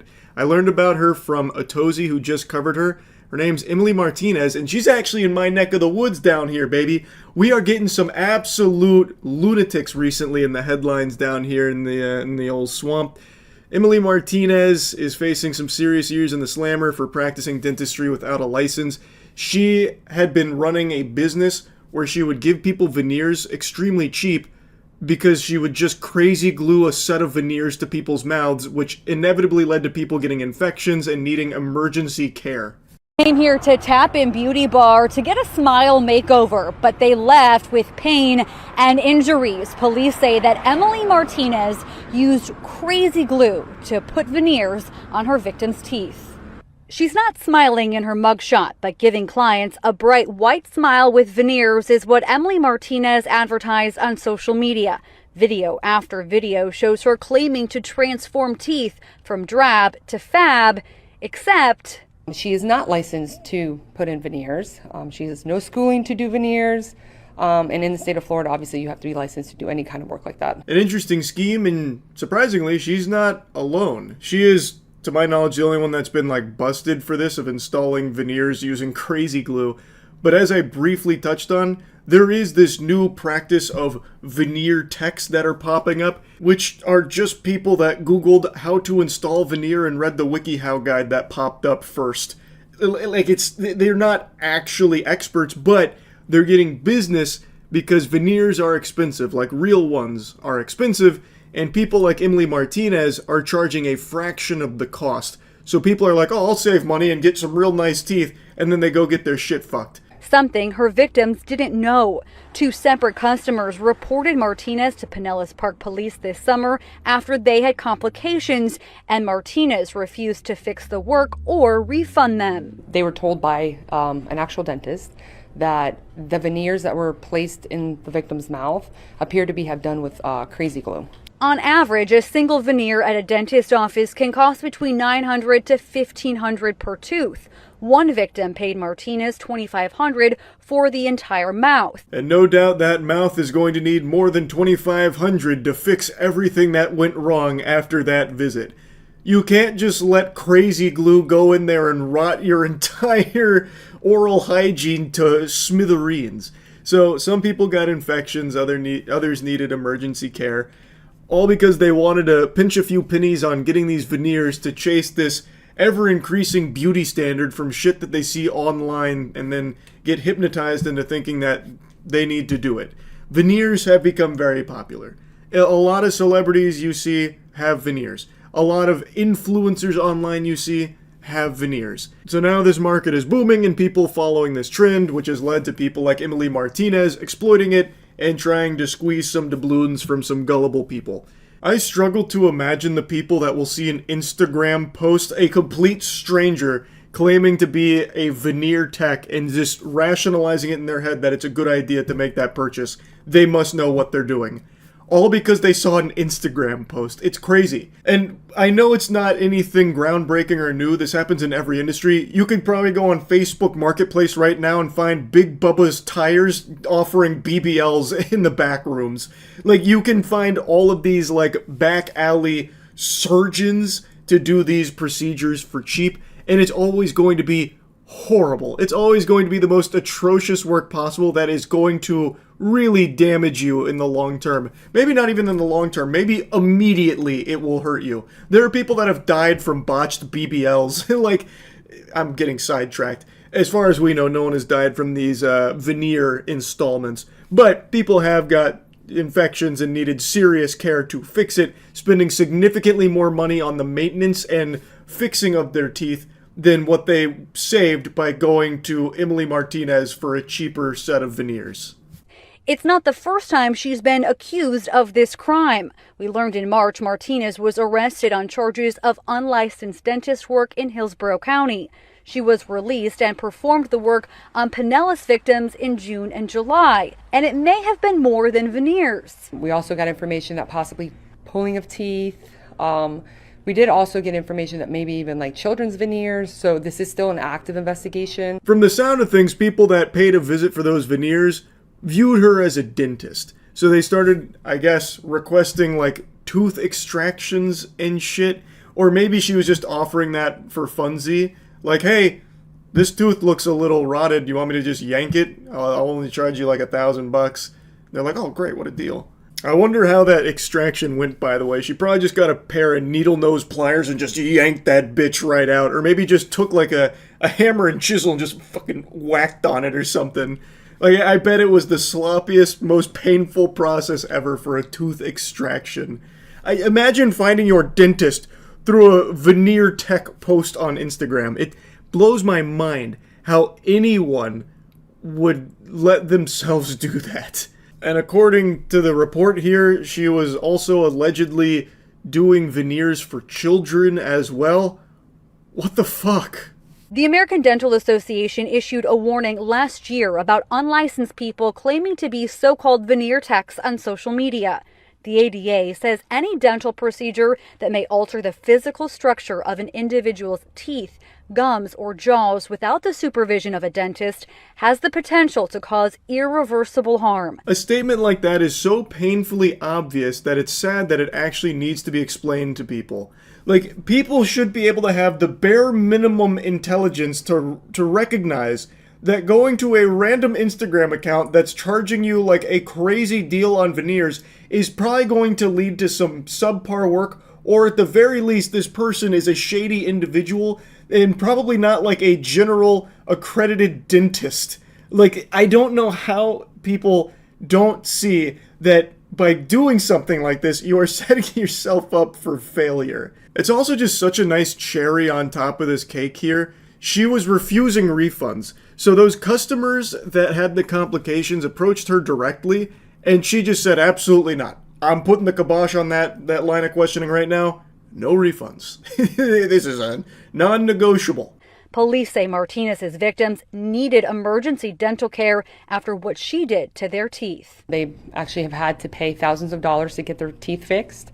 And some of them had to wait for the infection to clear and go get their teeth fixed. And police say that Martinez was operating here since at least January, but she has used multiple different names for herself and her business.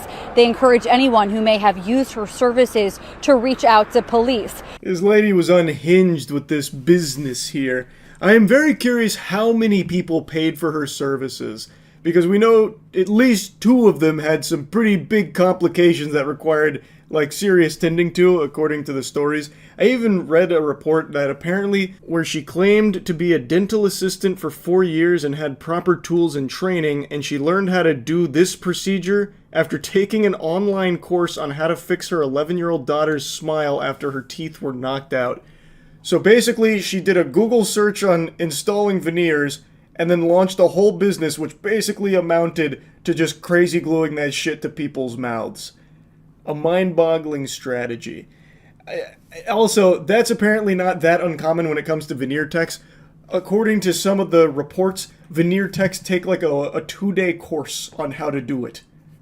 Truly someone worth putting your oral health in the hands of. Pretty interesting stuff here. I'm curious what her sentencing will ultimately look like, and I'm, like I said, very interested to know how many clients she had. I bet there are people that were seeing her actively like a general dentist, like even going for checkups to her. I bet. But anyway, I just wanted to yap about this a bit. That's it. See ya. Yesterday, Ava Kris Tyson of the Mr. Beast crew had a ton of evidence surface about horrible behavior with how they communicated with minors, as well as a past of really disgusting shit. A lot of people are calling the Season 7 writers of 2024 internet drama lazy because they're reusing a similar plotline. A lot of people drew comparisons to Dr. Disrespect recently being outed for talking inappropriately to a minor. There are tons of screenshots to showcase exactly what was being said to someone who was between 13 and 14 years old at the time, and it's fucking gross. It's completely unacceptable. Some of them were just public tweets right under everyone's nose. So, Ava Tyson was an adult at this point. Lava was a child. And saying things like, I posted some fire nudes for you, please no share, and then other shit like, but not $5 pathetic JK kissy face, they seem to communicate a lot, even sending Snapchats. So here's one that says, coming for America, and then goes on to talk about being in a group chat and everything. And I've seen a lot of people try and cope and deflect saying like, oh, it's just edgy jokes, people are blowing this out of proportion. What a bunch of fucking nonsense. That's a load of hooey. That's dirty barnacles. That's ridiculous. Under no circumstances should an adult be communicating with a child in any inappropriate manner whatsoever. Edgy jokes between an adult and a child are still fucking gross. That's not like the slam dunk defense that some people seem to think it is. Under no circumstances should an adult be in a group chat with a bunch of children sending coming for America pictures. Like, that's still bad. That's still horrible. That's still really fucking weird. From what I can tell, most of the screenshots and a lot of the compiled evidence comes from this YouTuber, Prism42. This seems to be where most of it started, and since this video dropped, there's been a lot more screenshots that have come out with all kinds of really bad things that were being said to or about minors. I've only shown a couple here, but there's quite a bit more, and they're all just as bad, if not worse. Like, for some reason, Ava Tyson had a habit of calling a 13 or 14-year-old daddy. Like, you can't just write that off as being like quirky, inappropriate, edgy jokes that people are blowing out of proportion. That's unacceptable. It's indefensible. Now, the 13, 14-year-old in question for a lot of these messages is someone that has come forward to give their own accounts of the situation, and according to them, they don't believe that they were groomed or anything bad was done on the part of Ava Tyson or anything like that. And I'll just go ahead and give my take on it here. I talked about it on stream, and I'm not trying to be some kind of armchair psychologist because I'm just, at the end of the day, a little reptile brain idiot. But I really do feel like in a situation like this, it's very difficult to process just how inappropriate or unacceptable something was when you lived it. I imagine that it's very difficult to view this as the person that you communicated to so closely for so long was actually evil or doing things that were wrong. But in reality, no child should have this kind of relationship with an adult where you're joking about sending nudes to a minor, or making edgy jokes about coming for America. So while the person here might not feel like a victim, it really is completely unacceptable that Ava Tyson would be communicating with them like this. It really is, no matter how it's spun. Now, it is important to mention that right now, most of the evidence is screenshots, so I guess there is the chance that some could be faked, but some of them seem very hard to fake, like there's a video going through a Snapchat conversation with Ava. There's also confirmed things that were publicly tweeted from their account over the years, which I'll get to now. And it was also revealed that Ava Tyson had a history of being a Shadman enthusiast. Since all of the tweets have been deleted, it makes it very difficult to find the times that they communicated with Shadman or talked about Shadman and the art, but I did find this from Mudahar's video, who went to the Wayback Machine and showcased this tweet. And Mudahar censored it because the character does not appear to be over the age of 18. For those of you that know that name, that might have just triggered a Winter Soldier moment in your brain with your eyes rolling into the back of your skull, because it is so foul.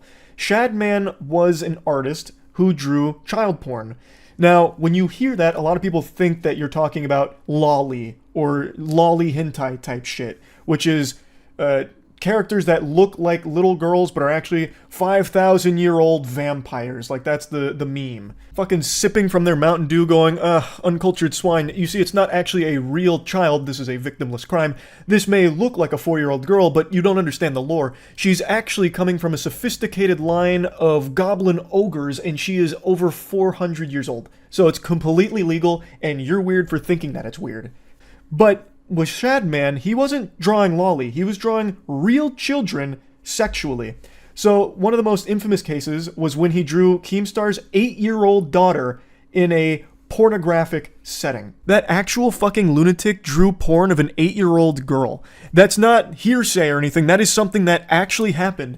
And you know what's even crazier? I talked about this on stream.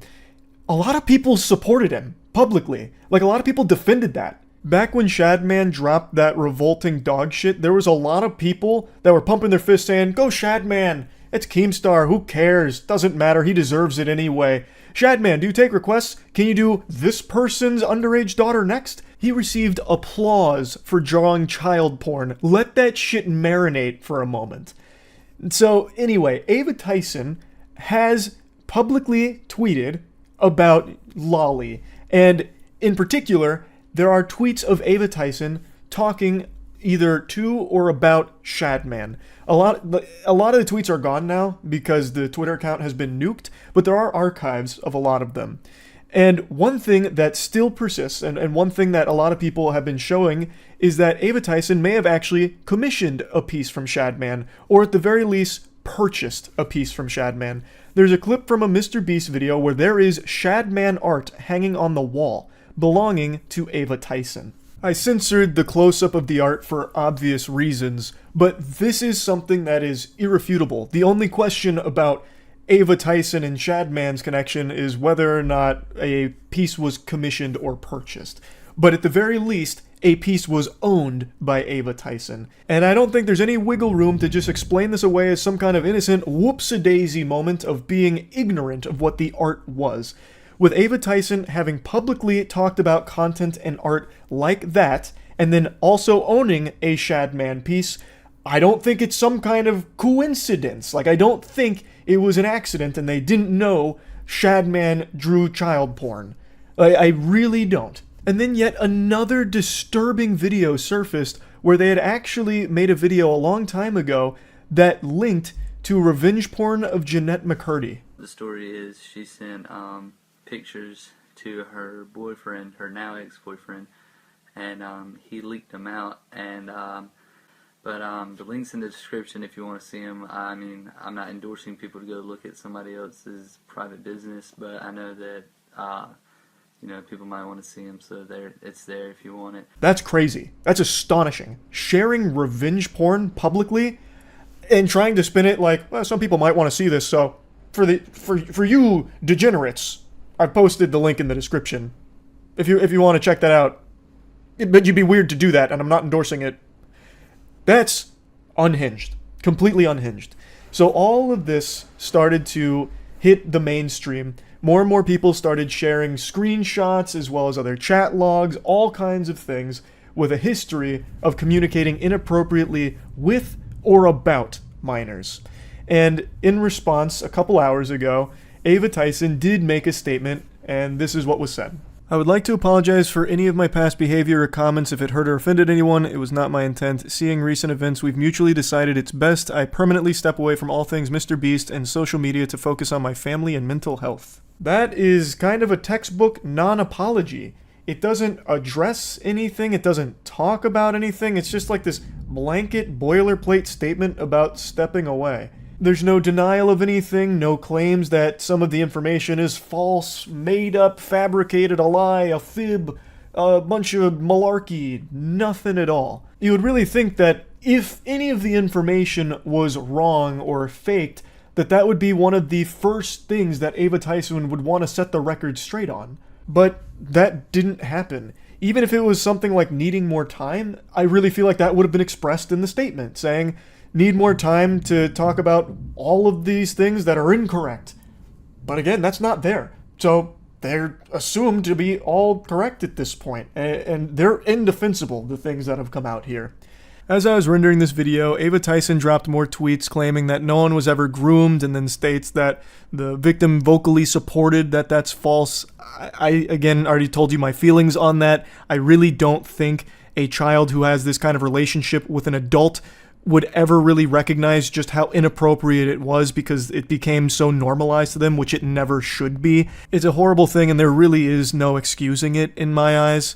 Going further, there's an apology about unacceptable social media posts, and then saying that it was edgy jokes and that it was unacceptable humor, that it's like a thing of the past and it's been misconstrued into things that didn't happen. And then not wanting the accusations to impact hundreds of people who work at Mr. Beast, which is why Ava Tyson has stepped away. I just don't think you can write off a lot of those social media posts as edgy jokes or edgy humor when you actually owned art from an artist who draws child porn. That's not a joke anymore. Haha, bought some child porn art. Like, that's not exactly side-splitting comedy. Like, I don't really think you can just go ahead and hand wave that as being edgy and like old humor that you've grown from. And then some of the tweets about it and like requests, what's the joke? Like, what's the punchline of that? I really don't think you can just say, oh, it's just edgy jokes that are blown out of proportion. Sorry if people are offended by it. Like, that just doesn't really work to me. As of right now, there's been no response from Mr. Beast or anyone else on the team about all of this. So it remains to be seen whether or not Jimmy or anyone else on the team knew about these things or what's going on there. But as of me making this video, there's still no response yet. So this whole situation is obviously horrible. And there's a little bit more I want to talk about here, and it's something I didn't even think I'd ever need to talk about, but I guess we've reached this point in the internet where this is necessary. I've been being attacked on Twitter, just fucking dogpiled, about my ignoring the situation and refusing to speak on it, being too much of a coward to talk about all this, which is crazy to me. And then people saying like, oh, where was the same energy for where was the same energy that you had for Dr. Disrespect here? And it's crazy that I even have to talk about this. So last night during stream, this story was still breaking. Things were still coming out about this story. And I talked about it on stream last night. The same day all of these pieces of evidence were surfacing. I talked about it immediately. Once I became aware of what the evidence was out there and what the claims were and what was going on, I was talking about it right away. And I even posted a video that is highly edited and short, nice and concise, about the whole bare bones of the situation and my thoughts on it for the second channel, so that way even if you have the biggest brain rot and can't focus on a video for long, you can still finish that whole video and see just how bad this whole Ava Tyson situation is. So I talked about it immediately, but Twitter didn't see that video, and the ones that did wrote it off as, oh, he's only going to put this on his second channel because he's afraid to put it on his main channel. He didn't do that for Dr. Disrespect. He was like that with Dr. Disrespect. You are provably wrong. All you had to do was activate a few fucking neurons in your noodle. Check my Dr. Disrespect video. I posted it at, I think it was 9 p.m. on June 22nd. June 22nd is when my Dr. Disrespect video went up. The allegation against Dr. Disrespect was on June 21st. So what happened is, that allegation came out. I talked about it on stream. Dr. Disrespect made a statement as well the same day that I talked about on stream. Then the following day, almost a full 24 hours later, I made the video talking about it. And in this situation, it is the exact same timeline. I was talking about it as everything was unfolding. I even had a video go up on the second channel going over everything that was coming out, and now I'm making the full video about it 24 hours later. It's the exact same speed and same energy as the Dr. Disrespect situation. And the main person who started this lightning rod of accusations about me ducking it and refusing to address it is fucking Sneeko of all people. Yo, look out, Moist Critical is not going to go talk about the Kris situation because he wants to have the Mr. Beast collab. Bro, you're going to talk about every other trending situation, Dr. Disrespect, Sneeko, anything that goes viral goes on your main channel. Kris, the associate of the biggest YouTube channel in the world, you do a 4-minute clip on your second channel. Stop coping and be a journalist if you're going to be a journalist, or just say that you want to have the collab. Stop lying. Jesus Christ, the fucking drool there is gonna drive me insane. I need to go put on the fucking bathrobe here and give him PTSD or something. What do you mean it is a 4-minute clip? Because I did that so people like you who don't pay attention long enough could see my take on it and also get the bare bones information of what makes it so horrible. That's the reason it's a 4-minute clip on the second channel. It was never going to be the only video I made talking about it. I was always going to make a full breakdown of this because it's bad. It's a horrible situation. So yes, you're right. I do talk about like big trending bad shit like Dr. Disrespect or like Cody Ko most recently. I don't know why people thought I wouldn't talk about this. I knew Cody Ko far more than I knew Ava Tyson. I talked to Cody Ko at length one time on his podcast and then one other time in DMs. Ava Tyson, I met 1.5 times. I first met them after a poker game with Mr. Beast. They showed up right at the end, right before I left. And then at the most recent Mr. Beast video, also right when I got out, Ava Tyson showed up and I talked to them for a couple of minutes. But I never knew Ava Tyson very well. Cody Ko I did, and I still wasn't afraid to talk about how awful his shit was. So I've never been someone to fucking shy away from a bad situation like this just because I know or am familiar with the person that it's about. So I don't know why people thought that that would be the case here. And also, for the millionth fucking time, I'm not a journalist. I'm like the Z-tier stupid journalist, like this actual layman fucking CTE-riddled idiot that reports on stories, and I talk about them usually to make jokes about them. In rare cases, and recently it's been very common, there's serious stories that I am very passionate about delivering and talking about how shitty they are. So, like, in a situation like this, yeah, this isn't really a story that I joke a lot about because it is serious. When there is a victim who is a child here, that's something to take seriously. But I'm not a fucking journalist. Most of the shit I talk about is the most inconsequential mumbo-jumbo ever, like aliens in warp drives, or that recent story about how scientists discovered hippos can fly because they get airborne for a split second, literally like 1/2 of a frame. They're able to get all 4 little legs off the ground. And I talk about those stories and joke about them. It's just talking about shit to joke about it for the most part, except in cases like this, where it is a serious story that I talk about. Now, Sneeko, I hope you're ready for the cold water here, because I'm going to be brutally honest with you. When this story broke, I thought for sure I would have actually bet money that you would have been some kind of contrarian talking about how this is actually not a big deal and everyone who's pretending to be outraged about it is actually just a hypocrite. Because you have been on this crusade for a while now about not agreeing with the age of consent. So I really thought you'd be talking about how, oh, this is just like Dr. Disrespect, who you ran hard defense for with this imaginary 17-year-old you cooked up in your head based off of one fake email from an anonymous source. And I thought you would be going that angle again, saying like, oh, well, that 13-year-old was probably very mature. Age of consent should be maturity. It's not even 18 in most states. Why do you even believe that? It's because in Hollywood, it's 18, so that gets pushed everywhere. Most places, 16. And if you question that, then they call you a pedo. I believe the age of consent is the age of maturity. It should be called the age of marriage. Age of consent implies that you're gonna have out of wedlock. I think it's better that people get married at 16, 17 than to have a bunch of premarital until they're 30 and they're washed up and then they get jaded and they're on birth control and they have dried up eggs. I think that's better for society. He's so pseudo-intellectual that he actually argues for things that defend pedophilia. That's fucking ridiculous. And when challenged on this, it's even worse. So there's an older clip now, it's quite a few months old, where XQC and Destiny actually challenge him on this right to his face, and holy shit, it's bad. You see how you want to Yo, answer the question? You see how he's going to yap and not answer the question? I'm going to ask the same thing when you're done. Go ahead. I just answered the question. I just told you. What was the age? I just told you at a developed age. Sneeko thinks you should be able to fuck 9-year-olds. That's what Sneeko thinks, and he won't answer that question honestly. Or he's going to have to give a different answer, in which case he's updated his morality. He's updated his views, and that's really uncomfortable for him. You don't have an answer to any of this shit, bro. Go back to fucking that fucking corner in London where you're getting roasted by year 1 debaters on fucking Christianity. This is retarded. I don't know what the fuck you're doing in here. Okay, so you can leave the call. I wanted to go talk about this word. I don't want to leave the call. I like hanging out here. I've talked to a lot of pedophiles in the past, so. Okay. Okay, Sneeko, I'm actually curious now. What do you think the age of development is? I just told you. It depends on where you are. It depends on the world. It depends Then at what stage do you think somebody is developed in? What stage of development? Because there's a lot of stages of development. It varies. It varies. It varies on what? I think it varies on the age. It varies on the age? It depends on where you are. You need to have set ages for that. There are stages of development. As a child, an adolescent, You can hear him start to snivel in the background there as he's sucking up snot from his nose, getting cooked, and his brain is fucking overheating, malfunctioning, trying to formulate some kind of response to the easiest question in the world about what he thinks the age of consent should be.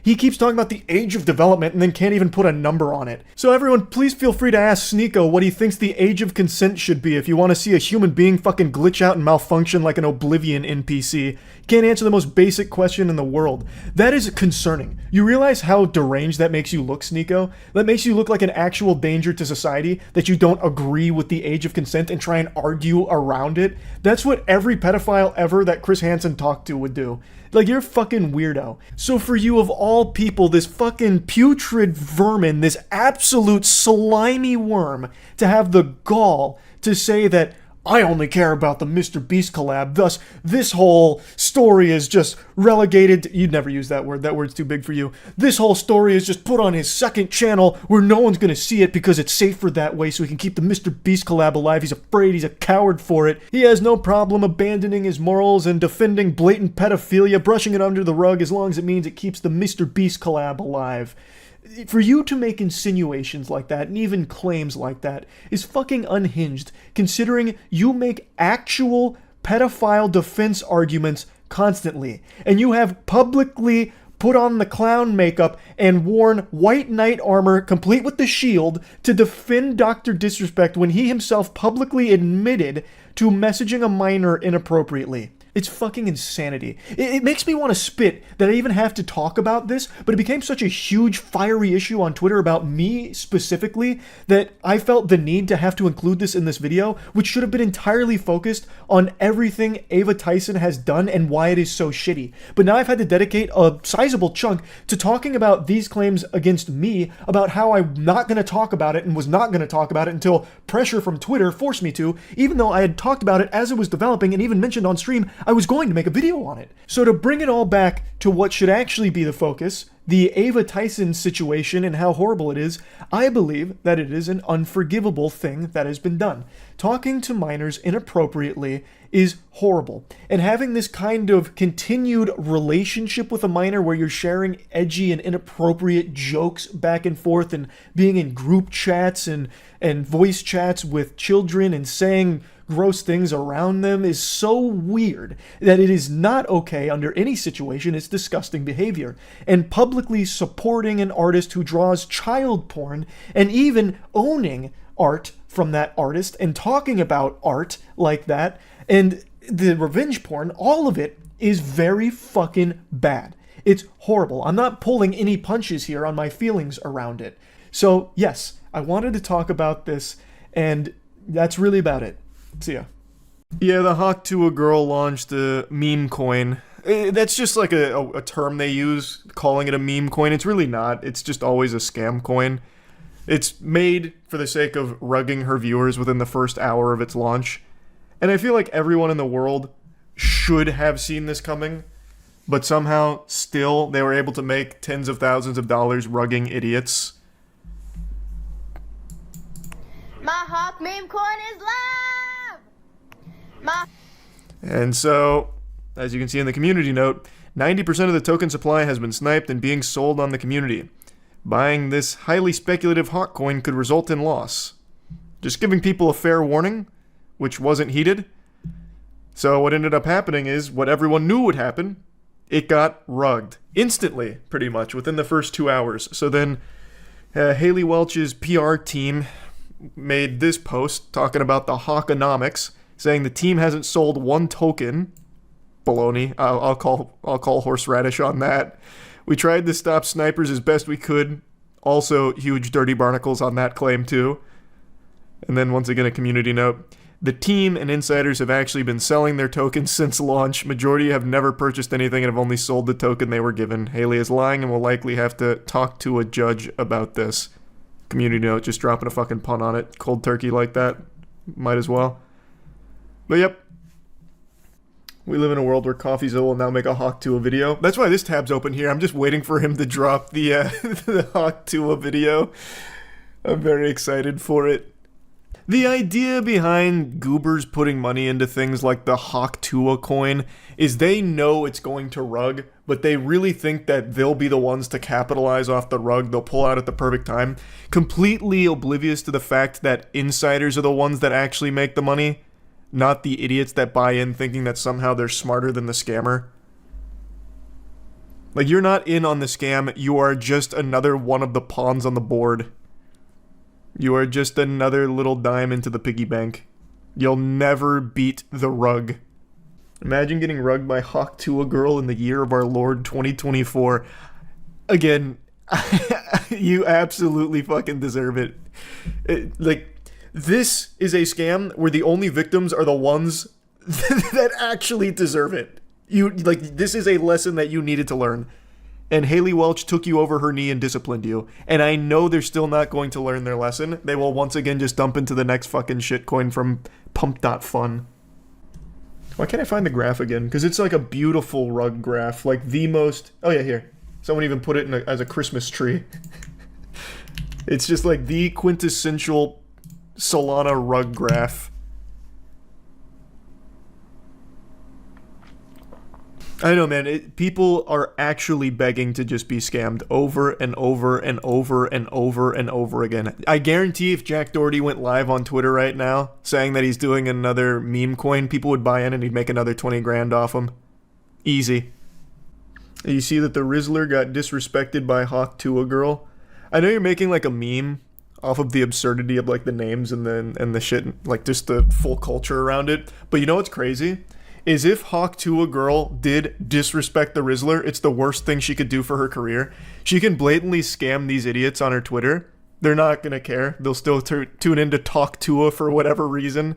Ironically, I guess. But if there was the story about how she disrespected the Rizzler, they'd all just leave her. A Rizzler level event would be the worst thing that could happen to her. But she can run these pump and dump scams till the fucking cows come home. It won't affect her. The Hawk Tuah fall off is crazy. No, what's crazy is that there isn't a Hawk Tuah fall off.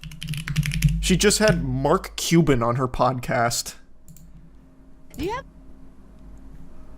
It's disgusting.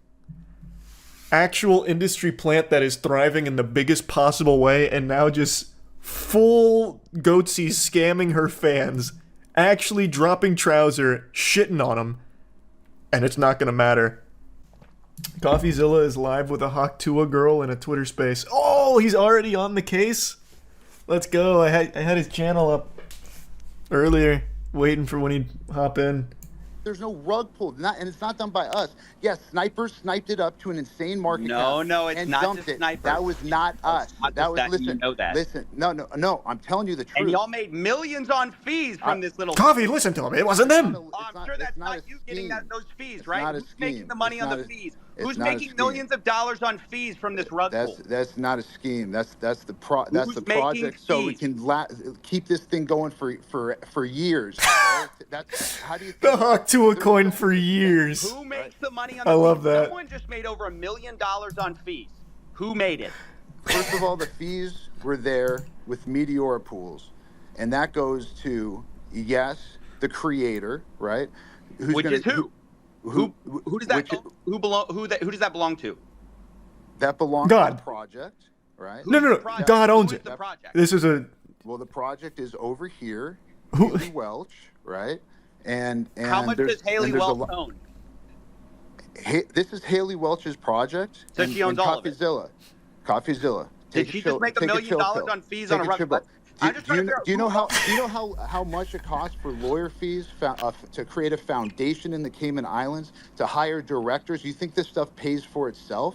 Right? So y'all wanted to make the money on day one? I don't understand. I'm just asking. We're here every single day. Millions of dollars in fees from the rug. Day 2, day 3. This guy's really bad at avoiding questions. Run a project forever. He's not even slipping out of it super effectively. And time and people that are on this project. Over here has around 18 people working on this right now as we speak. This is not a small time type of nothing. It is literally a nothing. And not just do it for one. It is actually a nothing. It's a hawk to a coin. The money. You haven't answered the question. Who made the money? How much did Haley Welch make of that million? 1.8 million. It's a foundation that is running. Oh. How much does she own of it? It's a foundation. She owns 0 of the foundation. So y'all made the money? No, I don't own the foundation either. A foundation in the Cayman Islands. Who profited? Over $1 million was just I'm made. telling you, a foundation that pays people out. And by the way, Coffeezilla, I'm not. It's just is it a force of nature? Who owns it? That are it's so simple. Because we didn't pull a rug. I don't know what you're trying to say. No rug pull. Defamation. Doc, do the math. Do the math. It's like taking a shit and telling me there's no poop. 3%. You're defaming our character. Are you not going to let me talk? You just talk over me. You talk over me. I'm hearing bullshit. So why? No, you're not. He just denied it. Hold on, I'll pull this up again real quick. You guys released 3% to the Meteora pool, while you have 17% of the token allocation unlocked day 1 from your strategic allocation. Are you guys insane? What do you guys think exactly is going to happen when your insiders get sent their tokens? And by the way, who made the money from your 17% pre-sale while you're giving a tiny piece of the pie to the public? Like, what the hell? This is the worst tokenomics I've ever seen, and it is a scam. It's not a scam. It is literally a scam. Actually a scam. You can say whatever you want about it. You can cry defamation. That's my opinion. It's a scam. Well, and I only do this for a living. I've only seen 1 million of these projects. This one's different, Coffee. You, Coffeezilla. Let's track your wallet. Turn it around. Over here, why don't you tell Coffeezilla what we're doing with this project? Where did the fees go? Where did the money for the pre-sale tokens go? Why I love the who pays you Coffee. So people could dump on Haley Welch's fans? And how involved was she really? And how much? What just happened? They muted him. I just got muted. That must have been a glitch. Yeah, so I mean, like we as mentioned, like we raised a 17% strategic allocation that was done at a 16.69. Oh my God. Valuation. You know, we tried to kind of keep that kind of premise here was that, you know, we had the restriction. Like we heard the request for us to do this in a public manner, and you know, I think that we, you know, having consulted with like you were saying fucking nothing right now, and you're saying it with a big lisp. I guess like the legal. He's about to just start talking about dedicated wham. And you know, kind of mitigate any kind of consideration. This is nothing. Just answer the simple questions Coffee is posing. Who owns it? Who made the money? Americans. That 200 people participate. A lot of people within the industry that were very supportive of the vision. Because I think that they why even listen to this bullshit if you muted Coffee? Because he's got to unmute him at some point. You know, I think that Coffee and Connor Eats Pants are in here spamming thumbs downs. This could be like a little bit of a paradigm shift. I mean, like I said, nothing that we've seen thus far with you know. It's a hawk Tuah rug pull shitcoin, man. In a sustainable manner. He's yapping about nothing. Of longevity of an extended time frame, and we're just trying to, you know, like try something different, right? Like I said, we went back to first principles and kind of tried. Did they answer any questions yet? No. Way that we think no. Makes sense, you know, by we kind of felt ultimately that was probably the best representation of who were her true fans. These are actual just filler words of nothing. That, you know, actual like nothing. Running this initiative that, you know, he's speaking just into the hands of the that's people all. that have been most supportive of her and like kind of really engaged with her. Holy. I just you know, I just want everyone to be respectful. Yeah. But yeah, listen, this is You guys hear something me? that means a lot. Go ahead, FaZe Banks. Appreciate it. I just heard this guy blab about pretty much nothing. And repeat the same shit that he said the first time around. You said something about Web 2 in layman's terms that just basically means 90%, 97% of all the tokens owned were by related wallets, friends of friends of friends of friends. They were No, that's not true. It's not true. Yeah, yes, it is true. You can see it. You can see it. Brother. Yeah. You're talking about some fucking, what did you say, in the Cayman Islands? It's how you legally launch these types of things. It's a foundation. But listen, this isn't a bundled scam. This is and prove that they were not sold by us. So the bubble map stuff was totally false. It's not what happened. Oh, so this is all a lie. Over here, maybe you can. They're the trustworthy ones at the Hawkonomics. Allocations to these different wallets, and clear up a lot of this. These allegations that are just false. Yeah, I mean, like in terms of like. Oh God, not this guy. The different wallets and stuff like. Whoever guided you in this, or whoever directed you to do this, or gave you the advice to do this, you should fire them immediately. And yeah. Yeah, I just want to jump in here. Yeah, I'm doing the best I can. Thank you, FaZe. Was that a Looney Tunes sound clip? What was that?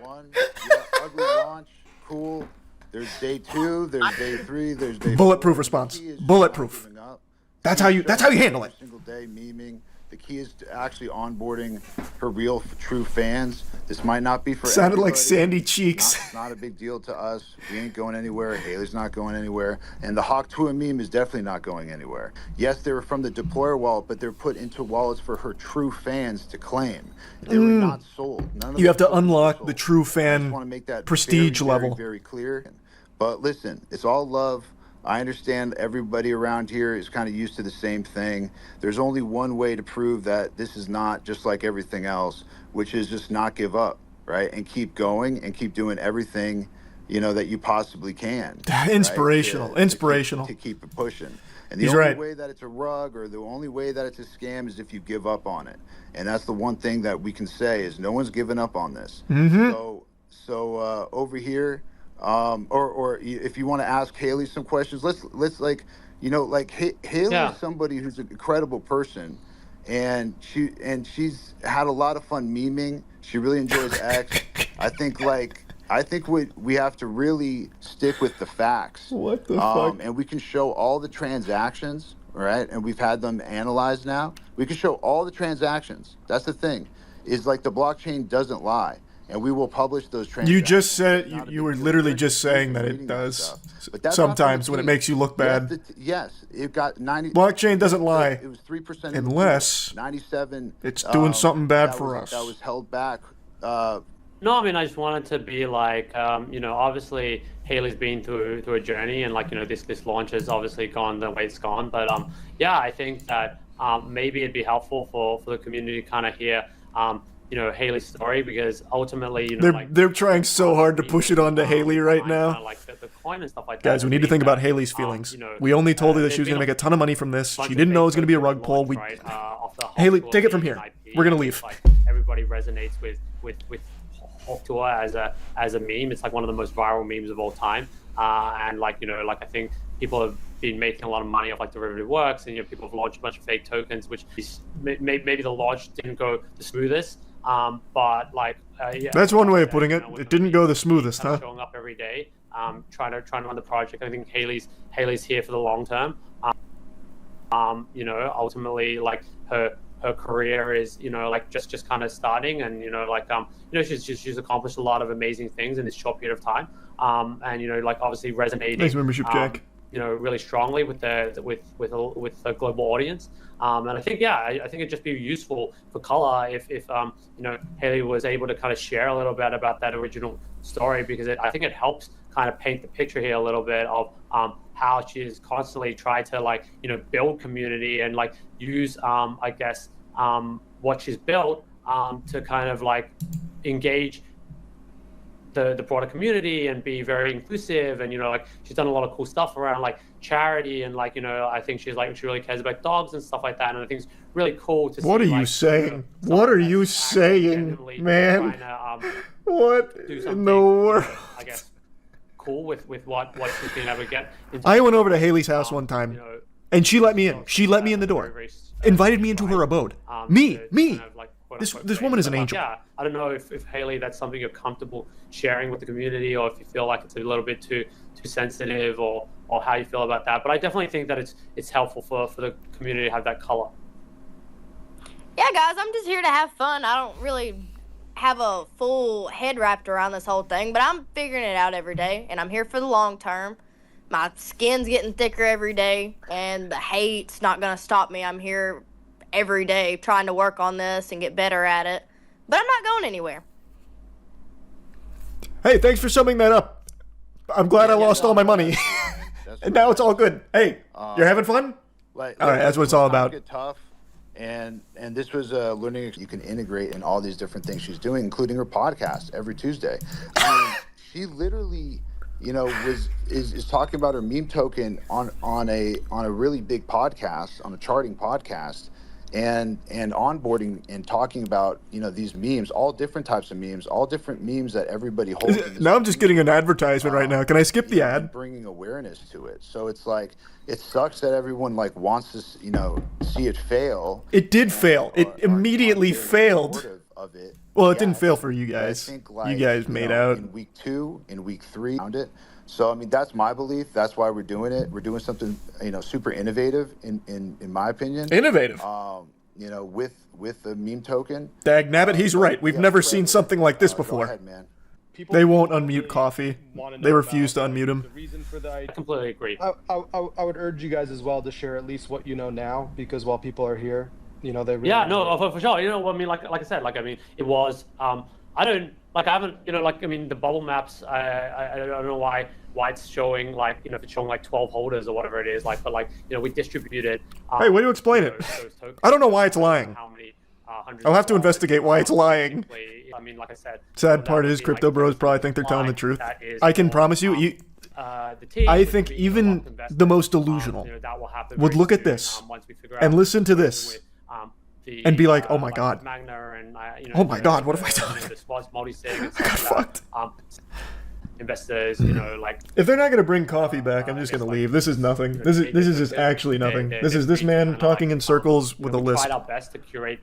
Haley did it, you know, her team, little shady. I don't think they've done a good job of explaining this. But Haley, man, how can you even be mad at her at the end of the day, right? She said she's having fun. And that's all she said. And what else do you need at the end of the day, huh? You know what I mean? So yeah, you lost a lot of money. You got rugged. Fucking Hawk Tuah spit on that thing. Am I fucking right? You go again. You buy the dip. So that way herd investors can make some more too. Holy. Again, if you bought into this expecting to make money on it, you're a fucking idiot in the first place, to be fair. Putting money into a Hawk Tuah coin. Christ. Hawk Tuah coin was 100% unlocked on launch. That always will rug if you have people buying in with zero unlock. This team pre-sold tokens for millions and then are crying that they didn't sell and blame it. Oh, nice. I don't think there's anyone in the world that actually believes the developers here. Like, I don't even think the most delusional of, like, crypto bro would find anything that they said compelling. So I feel like this is one of the very few cases where people are like, oh, that was just a complete scam from the get-go.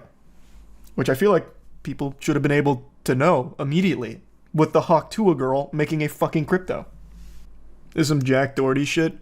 It is. It is actual Jack Doherty shit.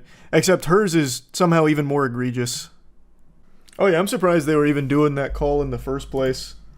Usually when it comes to a big rug like this, the people just vanish. Meanwhile, those two goofballs were somehow taking it in a Twitter space, pretending that it wasn't a scam. So, I mean, they talked about innovation. That is an innovative new strategy to rug pulling. Usually they just disappear. I wonder if she even knows what crypto is. I can say with at least 85% confidence, Haley Welch just learned what Solana was a week ago. After this space, when CoffeeZilla eventually got kicked from the Twitter space, he started his own to explain to everyone exactly how this rug pull worked. He explains it far better than I ever could, and it's actually a lot more intricate than I thought it was for a rug pull. There were more moving parts to it, and even more nefarious, scummy dog shit that was happening behind the scenes that CoffeeZilla highlights. So it's more than just like the simple pump.fun rug pulls we've been seeing a lot, like with Jack Doherty. This was a full Red Alert, DEF CON, premeditated, malicious rug pull that aimed to scam the shit out of people.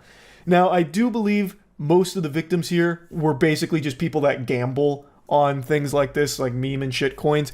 I don't think a lot of like Tuah enthusiasts, you know, all of a sudden set up a wallet to participate in the Tuah coin. I imagine it's most people that were gambling on it. But even still, her scamming this many people and making this much money, her and the team, I guess I can't say her for sure because maybe she personally didn't make a ton of money, but a lot of people behind the scenes did, and CoffeeZilla explains how much and where things were going and how it all worked. Let me start with something really basic that most people need to understand about what they're doing, the little switch they're doing. They keep telling you guys, and everybody's falling for it, with this strategic advisor grift, okay? They put 3% into the public DEX. Meanwhile, they pre-sold in these SAFs at like, I think they said a over $10 million valuation. I'll have to have somebody correct me on that. But over a $10 million valuation. So they pre-sold these tokens. Why do you think people bought these tokens? They knew that they could rug because they told people, well, there's no unlock. So if there's no unlock for pre-sold tokens and you think it's going to launch because you got this girl who's going to use her brand and use her popularity to all of a sudden pump up this coin, there's no unlock, you're going to dump into this. So two things happen at the same time. There's a lot of confusion about it, but two things happen. One, you have a sniper who jumped in at the very beginning, minutes after launch, because they tweeted out the contract address like idiots, like amateurs. Actually, the dot guy said they knew it was going to get sniped, which is crazy. I think that would be criminal if it's true. If you know your thing's going to get sniped and you launch it anyways, but whatever. So they get sniped. That guy walks out with millions of dollars. But then they put fees on top of that. They put a 15% fee on the DEX. So guess who's raking in the money? Not Haley. I tried to ask. Can't be Haley. Haley said our foundation made it in the Cayman Islands. We wanted to obey the law, so we left the United States. We went to the Cayman Islands. Everyone knows that's how you obey the law. You go to the Cayman Islands. So they went to the Cayman Islands, and their 15% fee supposedly goes there. That's true. We did hear them say that. So they made millions of dollars right off the jump, even before they didn't even quote. They knew it was going to snipe. This sniper made millions. They made millions, and then they pre-sold for millions. Okay, everyone follow me so far? Then you have strategic advisors who are dumping on retail, and they're making millions. Who's making nothing? Well, it's everyone else.